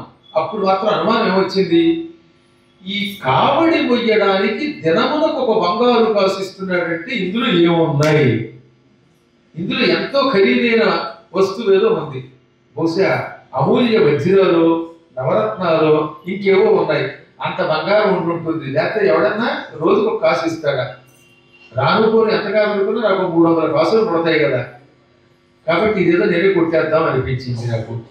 అందుకని మీరు అంగడికి సామాన్లు తేవడానికి వెళ్ళగానే మొత్తం పెట్టి పట్టుకొచ్చేసాను. పెట్టి తీసేమన్నాడు. కొంత దూరం వెళ్ళాక అడవిలో చోట పెట్లు పగలగొట్టానండి, ఓ దాంట్లో బట్టలు తప్ప ఏమి లేవు, ఆ బట్టలు అవతల పారేసాను. రెండో పెట్టి తిప్పగానే అందులో ఒక మూట కనపడింది, ఆ మూట పొట్ల మూట, అది ఇప్పితే అందులో మళ్ళీ వెండి డబ్బా, ఆ వెండి డబ్బాలో ఏవో ఉంటాయో ఇప్పితే ఎముకలు భస్మ కనబడ్డాయి. అమ్మ బాబోయ్ మీరు భూతమాంత్రికులు అడవిపోయి అక్కడ పారేసానండి అన్నాడు. అసలు మీరు ఎందుకు భయపడుతున్నాడంటే పోయేవాడు ఎముకలను చితాభస్మం కాశీలో కలుపుతారో వాడికి తెలియదు, ఆ మూట విడిచాను మోయించాడు. ఎముకలు కూడా ఉన్నాయంటే వీడు భూతమంత్రుడేమో, నన్ను పట్టుకుంటే నన్ను ఏదో చేతబడి చేసి చంపుతాడేమో నన్ను భయపడి పారిపోయాడు అసలు. అందుకని ఆ ఎముకలు అడవిలో పారేసానంటాను. కానీ ఒరే నీకు మళ్ళీ బంగారం ఇస్తాను, నాతో వచ్చి ఆ ఎముకలు ఆ బూడిద ఎక్కడున్నాయో చూపించడానిగా మళ్ళీ వెళ్ళిరా విసురమని. శ్రీనాథుడు రాశాడు పద్యం, పాపం చిన్న కేటగిరి పద్యం. ఎముకలు జల్లినట్టి చోటెరుగడయ్యే దైవవశమున ఆ పిల్ల తస్కరుండు దిక్రమం బెత్తి అందంద తిరుగుచుండే వచ్చు చోటికి తిరిగితా చొచ్చుచుండే. చిన్న పద్యంలో వాడు బాధ రాశారండి. ఆ ఎముకలు ఎక్కడ వెళ్ళాడో కనపట్టలేదు అడవి. అసలు అది అడవిలోకి వెళితే తగ్గిపోతాం. మా చిన్నప్పుడు 1991లో ఫిబ్రవరి నెలలో భద్రాచలం దాటిన తర్వాత చెర్ల వెళ్ళే మార్గంలో సత్యనారాయణపురం ఊరుంది. సరిగ్గా పర్ణశాలకి 15 కిలోమీటర్లు. నేను భద్రాచలం వెళ్ళే ఎప్పుడన్నా సత్యనారాయణపురం, అక్కడ ఒక అద్భుతమైన స్కూల్ ఉంది. ఆ స్కూల్ని పాపం దాట్ల సీతాపతిరాజు గారు నడిపేవారు. 91లో నేను అక్కడ ఉపన్యాసానికి వెళ్ళాను. ఎయిడెడ్ స్కూల్ ఆయనే కట్టించాడు, దాంట్లో సీతాపతిరాజు గారు. ఆయన 2 భాగవత సప్తాహాలు నాకు చేయించారు. అప్పుడు నేను ఎంఏ చదువుతున్న రోజు. ఎంత బాగా డెవలప్ చేసాడు. ఆ ప్రాంతంలో స్కూల్ కట్టించి దానికి ఎయిడ్ తెప్పించి పూచిపట్ల పార్థసారథి గారని దానికి హెచ్ఎం ఉండేవారు. వాళ్ళ ఆవిడ తమ్ముడు గారు అంటే నాకు భోజనం పెట్టేది బడి కట్టుకుని. అక్కడ పురాణం చెబుతున్న రోజుల్లో ఒక రోజున అడవికి వెళ్ళారు ఆ దండకారణ్యంలో. ఈ ఇంటికి రాగాను ఏమేమికెళ్ళిన చెట్లు అని అలా వెళ్ళిపోయాము. కనీసం గుర్తు పెట్టుకోలేదు అని తిరిగి తిరిగి తిరిగి సాయంత్రం పడి ప్రవచనం అయిపోతుంది అనుకుంటే మేకల వాళ్ళు కనబడ్డారు. గొర్రెలు లేవు అక్కడ, మేకలు కనబడ్డాయి. ఆ మేకల వాళ్ళు అతి కష్టమైన మీరు చాలా దూరం వచ్చారని మొత్తమే తీసుకొచ్చారు. కథ సుఖాంతమైంది. నేను పురాణం చెప్పాను. పులి కడుపులోకి నేను వెళ్ళలేదు, ఆదివారం గొర్రె నేను అవ్వలేదు. ఆ తర్వాత చెడులోకి వెళ్ళినప్పుడు చాట్ పీస్ పెట్టుకెళ్ళేవాడు. మా తమ్ముడు వచ్చాడు తర్వాత, ఇద్దరు కలిసి దారి పడిపోతా పదేసి చెట్ల కోసారిలో ఒక టిక్ ఎత్తుకునేవాడు, మీ పెట్టుకుంటూ వెళ్ళేవాడు. కాబట్టి ఎంతో కష్టం అండి అడవుల్లో కన్నా మాటలు కంటే. దారి ఎలా తగ్గిపోతామో నేను కళ్ళారో చూశాను. ఆ తర్వాత నక్సలైట్లు ఆ సీతాపతిరాజు గారిని చంపేసి ఆయన ఆస్తి 2-3 సార్లు దోచుకున్నారు, తర్వాత చంపేశారు పాపం. దాంతో ఆ గ్రామం అంతా అభివృద్ధి అయిపోయింది. ఇది నక్సలైట్లు చేసేవాడు. అభివృద్ధి చెందుతూ ఉంటే కష్టపడి సంపాదించి ఆ ప్రాంతాన్ని బాగు చేసిన వాళ్ళందరినీ చంపేసి ఎర్ర జెండా అనే పేరుతో పనికి వాడికి పంచిపెట్టాడు. వాడికి కష్టపడ్డాడు. ఆ పుణ్యాతులు తెచ్చిపోయాక ఆ ఊరే వాళ్ళు లేదు. ఎంత బాధ వేసుకుపోయి ఎంత గొప్ప ఎక్కువ. ఆ ఊళ్ళో ఉండగానే నాకు ఆంధ్రమురారి బిరుదిచ్చారు. ఆంధ్రమురారి ఆ ఊళ్ళో ఇది భద్రాచల ప్రాంగణం నుంచి ఆ రోజుల్లో మహానుభావులైనటువంటి అర్చకుల్ని శేషకుమార్ శర్మ గారు ఉండేవారు, పురోహితులు వారు. రామావచ్చల ఇప్పుడు హైదరాబాద్లో ఉన్నారు, వాళ్ళ అబ్బాయి కూడా నా స్టూడెంట్. ఆయన వాళ్ళంతా కలిసి ఆ రోజుల్లో పట్టం రాశారన్నమాట. ఆంధ్ర మురారి అని బిరుదిచ్చారు. ఎందుకంటే మురారి అని సంస్కృతంలో కవి ఉన్నాడు. అనర్ఘరాగం అనే కావ్యం రాశాడు, అద్భుతమైన కావ్యం. ఆయనలాగా ప్రత్యేకత ఉన్నవాడు కవులు లేరు. అందుకని మురారేహ తృతీయ పంథ అంటే మురారిది 3వ మార్గము, ఇతరుల మార్గంలో కాకుండా తనకంటూ ఒక ప్రత్యేకత చూపించాడు అనేవారు. నా పురాణం కూడా ఒక ప్రత్యేక మార్గంలో ఉండేదని ఆ ఊళ్ళో ఏం చేశారంటే ఆంధ్రమురారి అని బిరుదించారు. బిరుదమాంధ్రమురారియంతును ప్రీతి నాకున సంగీ సరస బుద్ధిని చాటినారలు సత్కృతిని విపద్యములు పరగ మీకున సంగుచుంటిని భక్తికై కొనుడి సుధల్ అని ఆ రోజుల్లో తరళము అని ఒక పద్యం వాళ్ళ మీద రాశాను నేను. ఆ రోజు బట్టి 90 బట్టి అన్నాళ్ళు ఏంటంటారు ఇప్పటికీ 34 సంవత్సరాల క్రితం మాట. అందులో ఎప్పుడైనా మీరు అడవిలోకి వెళితే ఏదో గుర్తు పెట్టుకోకపోతే కీకారణ్యాల్లో అయితే తప్పిపోయే ప్రమాదం ఉన్నది. అటువంటి అడవిలో వాడు ఎక్కడ వెళ్ళాడో తెలియదు, ఎముకలు కనపడం, బూడి ఎగిరిపోయి ఉంటుంది. అందుకని తిరిగి చోటే తిరిగాడు. దానికి దిగ్భ్రమ అంటారు. దిక్కులేవో తెలియక భ్రమ కలిగితే దిక్కు భ్రమ దిగ్భ్రమ. వాడికి దిగ్భ్రమ కలిగిందంటే ఏ దిక్కేదో తెలియట్లేదు అన్నమాట. అందుకని ఇప్పుడు దిక్కు తోచట్లేదు అనే పదానికి సంస్కృతం దిగ్భ్రమ. అయ్యా ఇక నా వల్ల కాదంటే వాడు వెళ్ళిపోయాడు. అప్పుడు వారు కూడా ధనంజయుడు కూడా ఎంతో బాధపడి, మా అమ్మ ఎంతో ప్రేమతో పెంచిపెట్టింది, నాకు ఆస్తి ఇచ్చింది, సంపద ఇచ్చింది, మా అమ్మ ఎముకల్ని చితా భస్మాన్ని కూడా గంగలో కలపలేకపోయాను, నెత్తిలో రూపాయలు వెళ్ళిపోయాడు. ఈ కథ అగస్త్యుడు లోపాముద్ర ఎవరి ద్వారా విన్నారు? కుమారస్వామి ద్వారా. అగస్త్యుడు వెళ్ళి ఏం చెప్పాడు? వాళ్ళ ఆవిడికి లోపాముద్రని చెప్పాడు. అప్పుడు లోపాముద్ర ఏమండి ఇది వింటే నాకే కన్నీరు వస్తుంది, చచ్చిపోయాక కనీసం ఎముకలు కూడా కాశీ గంగలో కలపలేకపోయారే కదా, ఇంకా ఆవిడ దగ్గర తినారంటే కంగారు కూడా అదే ఉంది తర్వాత కదా అని అప్పుడు చెప్పాడు. అడిగితే చెప్పాడు, అడగకుండా చెప్పడు. అడగకుండా ఉచిత సలహాలు ఇవ్వడాడు. ఏమన్నాడైనా కాశీ వెళ్ళాలి అని ఎవడైనా 10 సార్లు తలుచుకోవడమే పుణ్యం. చెప్పండి అందరూ కూడా. అహం కాశీ గమిష్యామి తత్రైవ నివసామ్యహం ఏవం బ్రువాణః సతతం కాశీవాస ఫలం లభేత్. నేను కాశీ పెడతాను, అక్కడే ఉంటాను. తత్ర అంటే అక్కడ, తత్ర ఏవ అంటే అక్కడే, కాశీలోనే ఉంటాను. అది ఈ విధంగా సతతం బ్రువాణః ఎల్లప్పుడూ పలికేవాడు. బ్రువాణః అంటే పలుకువాడు, ఎల్లప్పుడూ పలికేవాడు కాశీవాస ఫలితం పొందుతాడు. కాబట్టి కాశీ వెళ్ళలేని వాడు మనం మూసీ నది దగ్గర ఉన్నప్పటికీ కూడా, లేక మీ ఏసీ గదిలోకేసి వెళ్ళినప్పటికీ ఎక్కడున్నా రోజునే కాశీ పెడతాను అక్కడే ఉంటాను అని అనుకుంటే కాశీలో ఒక ఫలితం వస్తుంది. అనుకోవడం కష్టమా? ఏమనుకోవాలి? అంతేనా? అంతే. ఉప్పల్లో ఉంటాను, ఉప్పల్లోనే ఉండండి, నా పక్కనే ఉండండి, కానీ ఉంటాను కాశీలో అనుకోండి. ఏం అందరూ అంటాం. రచనే కాదనికంత మాటగా దరిద్రం ఉంది. సంస్కృత శ్లోకం రాదు, తెలుగులో అనుకోండి. అహం కాశీం గమిష్యామి, నేను కాశీ గురించి పెడతాను. తెలుగులో చెప్పుకోండి, నేను కాశీకి పెడతాను, అక్కడే ఉంటాను. ఇలా అనుకుంటే కాశీవాస ఫలితం వస్తుంది. ఈవిడ కాశీ కాశీ కాశీ అనుకుని మరణించడం వల్ల వచ్చే జన్మలో కాశీరాజు గారి కూతురుగా పుట్టింది. ఆవిడ అదృష్టం. అవంతిరాజు గారికి ఒక్కడే కొడుకు. ఆ ఒక్క కొడుకు ఈవిని పెళ్లి చేసుకున్నాడు. పెళ్లి చేసుకున్నాక ఈ రాజ్యం ఆ రాజ్యం ఆయన చేతిలోకి వచ్చాయి. కాశీని రాజధాని చేసుకుని ఈ అమ్మాయిని పెళ్లి చేసుకుని ఇక్కడే ఉండిపోయాడు, రాజ్యాన్ని పరిపాలించాడు. దాంతో చివరి రోజుల్లో భార్యాభర్తలు కాశీలో మరణించారు. దాంతో శాశ్వతంగా కైలాసానికి వెళ్ళిపోయారు. కాశీకి ఎప్పుడో వెళదాం అని భవిష్యత్తు గురించి ఆలోచించకుండా ఎప్పుడు వీలుంటే అప్పుడు వెళ్ళడానికి ప్రయత్నించాలి. దానికి మార్గం వెళతాను అనుకోవాలి. కాశీకి గంగకి అంత శక్తి ఉందండి. గంగలో స్నానం చేయలేకపోయాం, నిజానికి గంగలో ఇవాళ చేయలేకపోయాం. కలిసి 7వ తారీఖు కూడా ఉందిరండి. 7వ తారీఖు మాత్రం తప్పక రండి, విడిచిపెట్టకుండా రండి. ఇన్ కేసు ఒకవేళ ఇప్పుడు మన ఫ్లారిడా విజయలక్ష్మి గారు లాంటి వాళ్ళు అమెరికా పెడుతున్నారు, జలుబు ఎక్కువ అయిపోయింది అనుకుందాం. అప్పుడు నేను కాసి నీళ్లు చల్లుతాను కూర్చోండి. కేవలం స్నానం చేయలేని ఓపిక లేని వారికి మాత్రం నేను చల్లుతాను. తక్కిన వాళ్ళంతా మీ అంతటి మీదే స్నానం చేయండి. నాకు గంగంటే భయం, అయినా చేయట్లేదు. అలాగే మీరు చేయాలి. ఒకవేళ మీరంటే ఇక్కడికి వచ్చారు, రాలేకపోయిన వాళ్ళు ఉన్నారు, నడవలేని వాళ్ళు ఉన్నారు, హైదరాబాద్లో ఉన్నారు, లేకపోతే బెంగళూరులో ఉన్నారు. బెంగళూరు వాళ్ళు బెంగ పెట్టుకున్నారు, దగ్గర బెంగళూరు అంటే కాశీ వెళ్ళలేకపోతున్నారు, బెంగళూరు పెట్టుకుంటారట. అందుకని బెంగళూరు అదే బెంగళూరు అయిపోయి ఉండొచ్చు కూడా మోస్ట్ ప్రాబబ్లీ. అటువంటి వాళ్ళు వెళ్ళలేకపోతాం అనుకుంటే వాళ్ళే చేయాలి, కాశీ గంగలో స్నానం చేయాలి. 7వ తారీఖు వాడు పప్పాగారు గారు చాలా మంచిదన్నారు అనుకున్న వాళ్ళు వాళ్ళ కూడా మార్పు ఉందండి.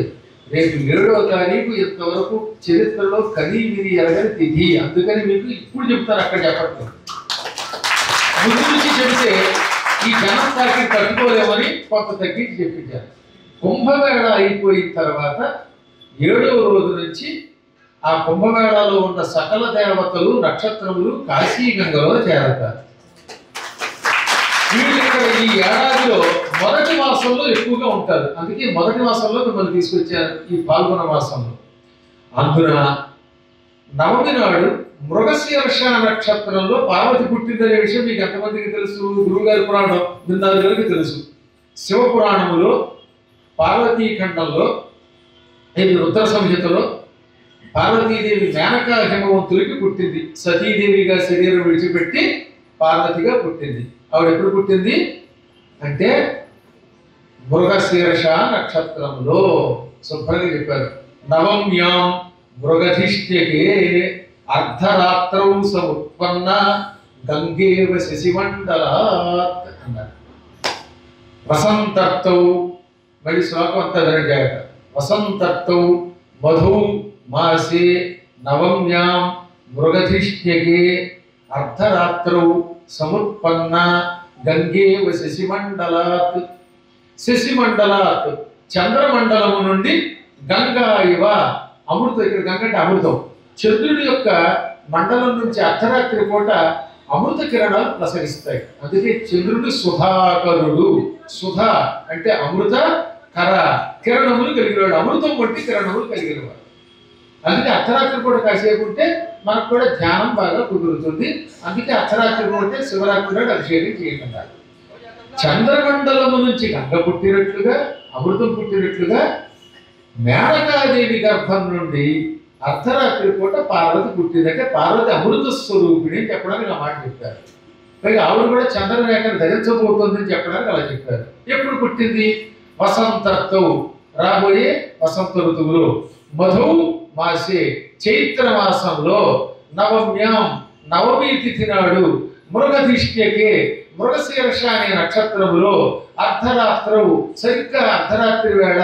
సముత్పన్న ఆవిర్భవించింది, అవతరించింది.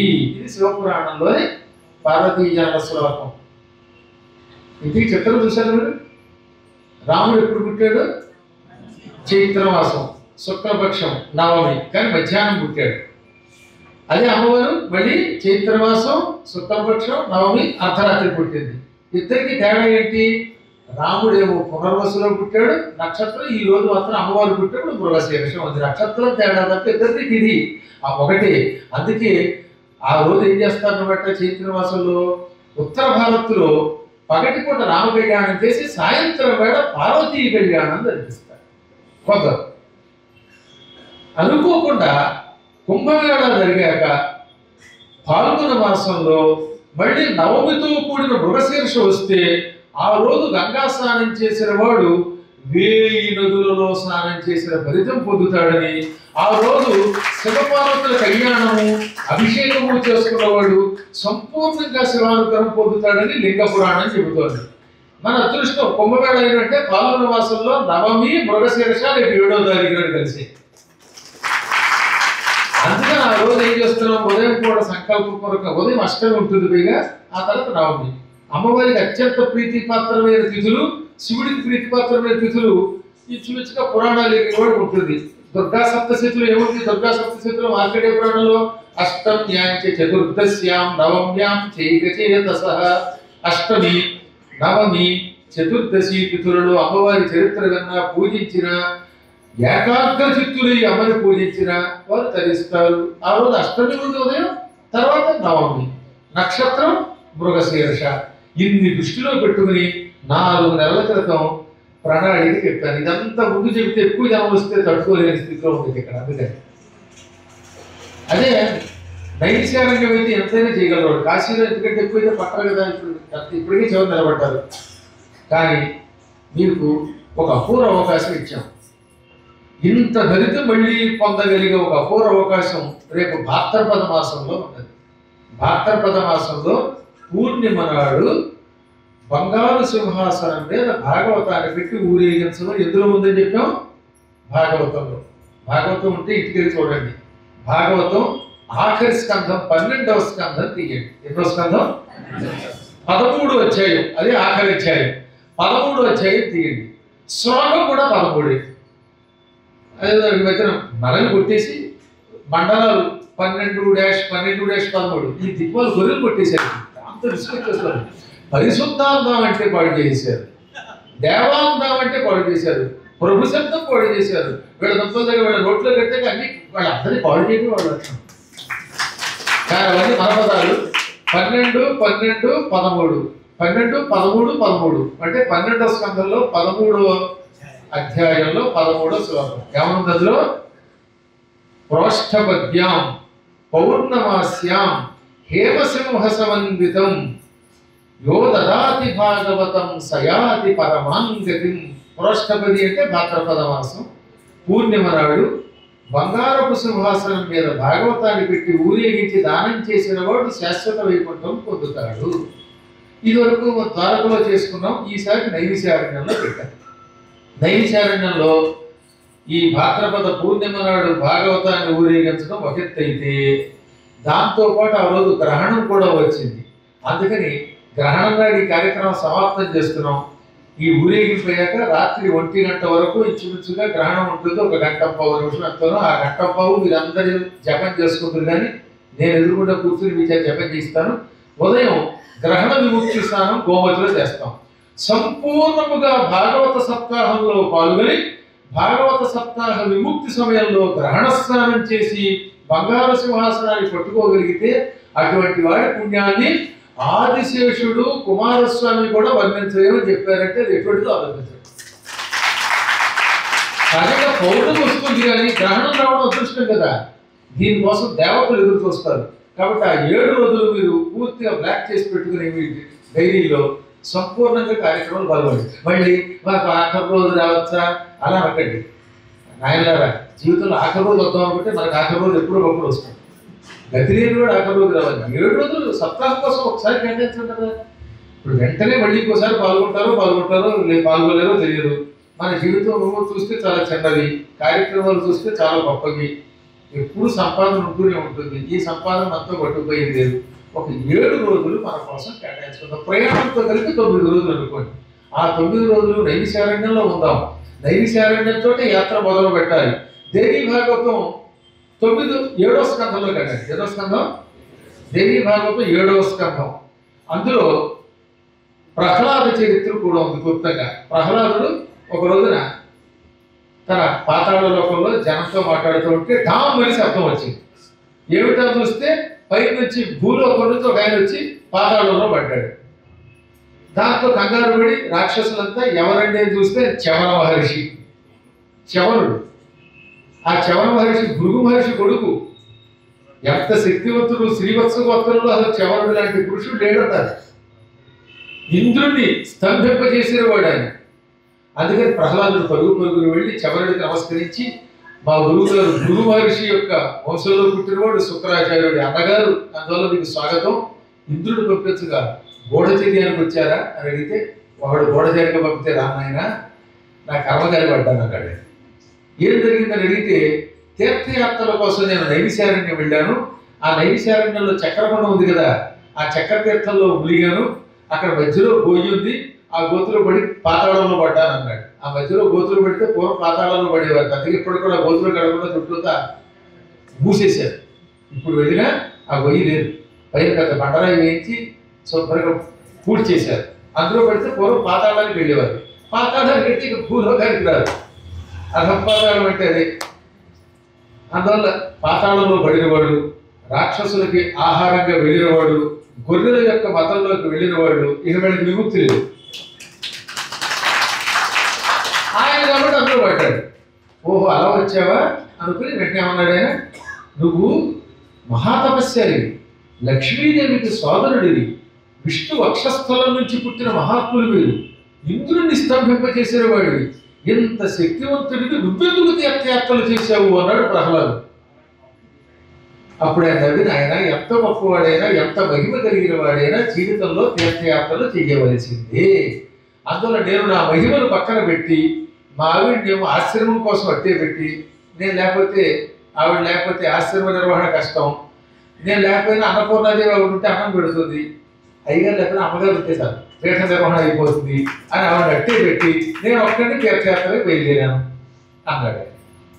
అప్పుడు ప్రహ్లాదుడు, ఇది ఎదురు ఉందన్నాను, దేవీ భాగవతం ఇంటికి చూడండి, సప్తమ స్కందం లేదు, నేను చెప్పాను అలాగే చదవండి వినండి.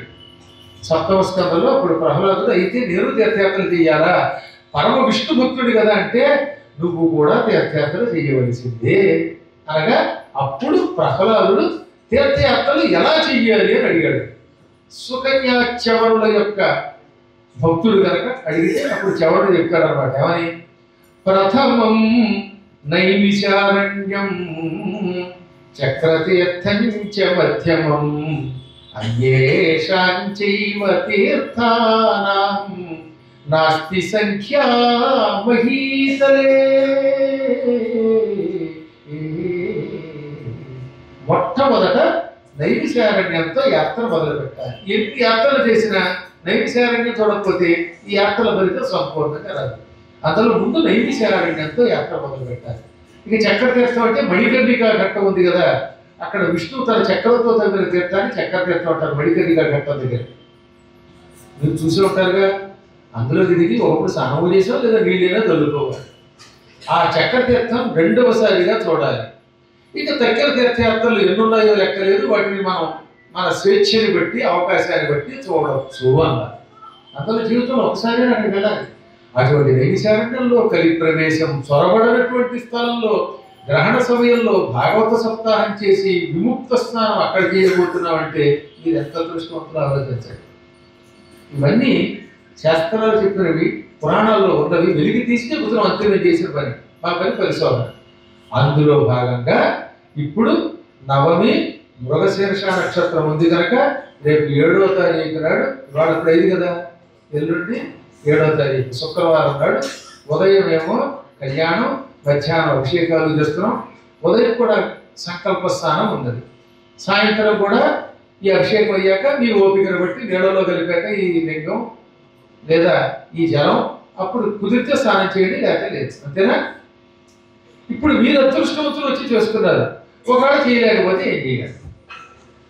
రాలేకపోయిన వాళ్ళు ఎంతోమంది ఉంటారు కదండి, వాళ్ళంతా అక్కడ ఉండి గంగ పెట్టేసుకుంటారు కదా. ఈ విషయం గురుగారు ముందే చెప్పండి, ఇప్పుడు చెప్పారండి, మాఫ్ చేశారు, రేపట్లో రాగలమో లేదు, డబ్బులు ఫ్లైట్కి టైట్గా ఉన్నాయి అనుకుంటే అందరూ ఎక్కడ వస్తారు.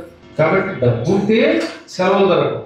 సెలవులు దొరికితే డబ్బు ఉండదు, ఇవన్నీ ఉన్నా చివరి క్షణాల్లో డబ్బులు రాలేదు. అటువంటి వాళ్ళకి ఎల్లుండి గంగా స్నాన ఫలితం రావాలి. పూర్తిగా కాకపోతే ఎంతో కొంత ఫలితం రావాలి కోరుకుందా లేదా? వాళ్ళకు కూడా గరుడ పురాణము, శివపురాణం ఓ మార్గం చెప్పే కాశీఖండం. ఇప్పుడు చెప్పండి ఆ శ్లోకం. గంగా గంగేతి యో బ్రూయాత్ యోజనానాం శతైరపి ముచ్యతే సర్వ పాపేభ్యో విష్ణులోకం స గచ్చతి. ఇంట్లో కూర్చుని కూడా గంగా స్నాన ఫలితం ఎలా పొందొచ్చు? గంగా గంగా గంగా అనుకోవాలి. ఇంట్లో బాత్రూములో ట్యాప్ దగ్గర బకెట్ మీరు తానకండి. అప్పుడే ఎవరు బకెట్ అందదు, బకెట్ తిప్పండి.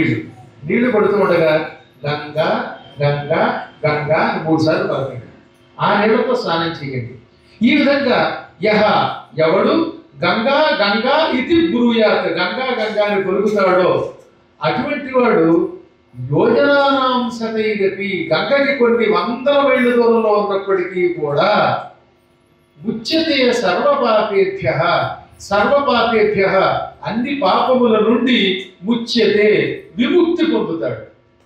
సహ అంటే ఈ స్థానం అనుకున్నవాడు, గంగా గంగా అనుకున్నవాడు వాడు. సహ అంటే అతడు విష్ణులోకం గచ్చతి, విష్ణులోకం స గచ్చతి. అక్కడ సహ ఆ విసర్గ లోపిస్తుంది, పక్కన గచ్చతి ఉండడం వల్ల విష్ణులోకం స గచ్చతి.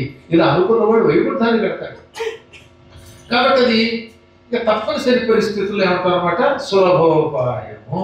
ఇది కూడా చెయ్యండి.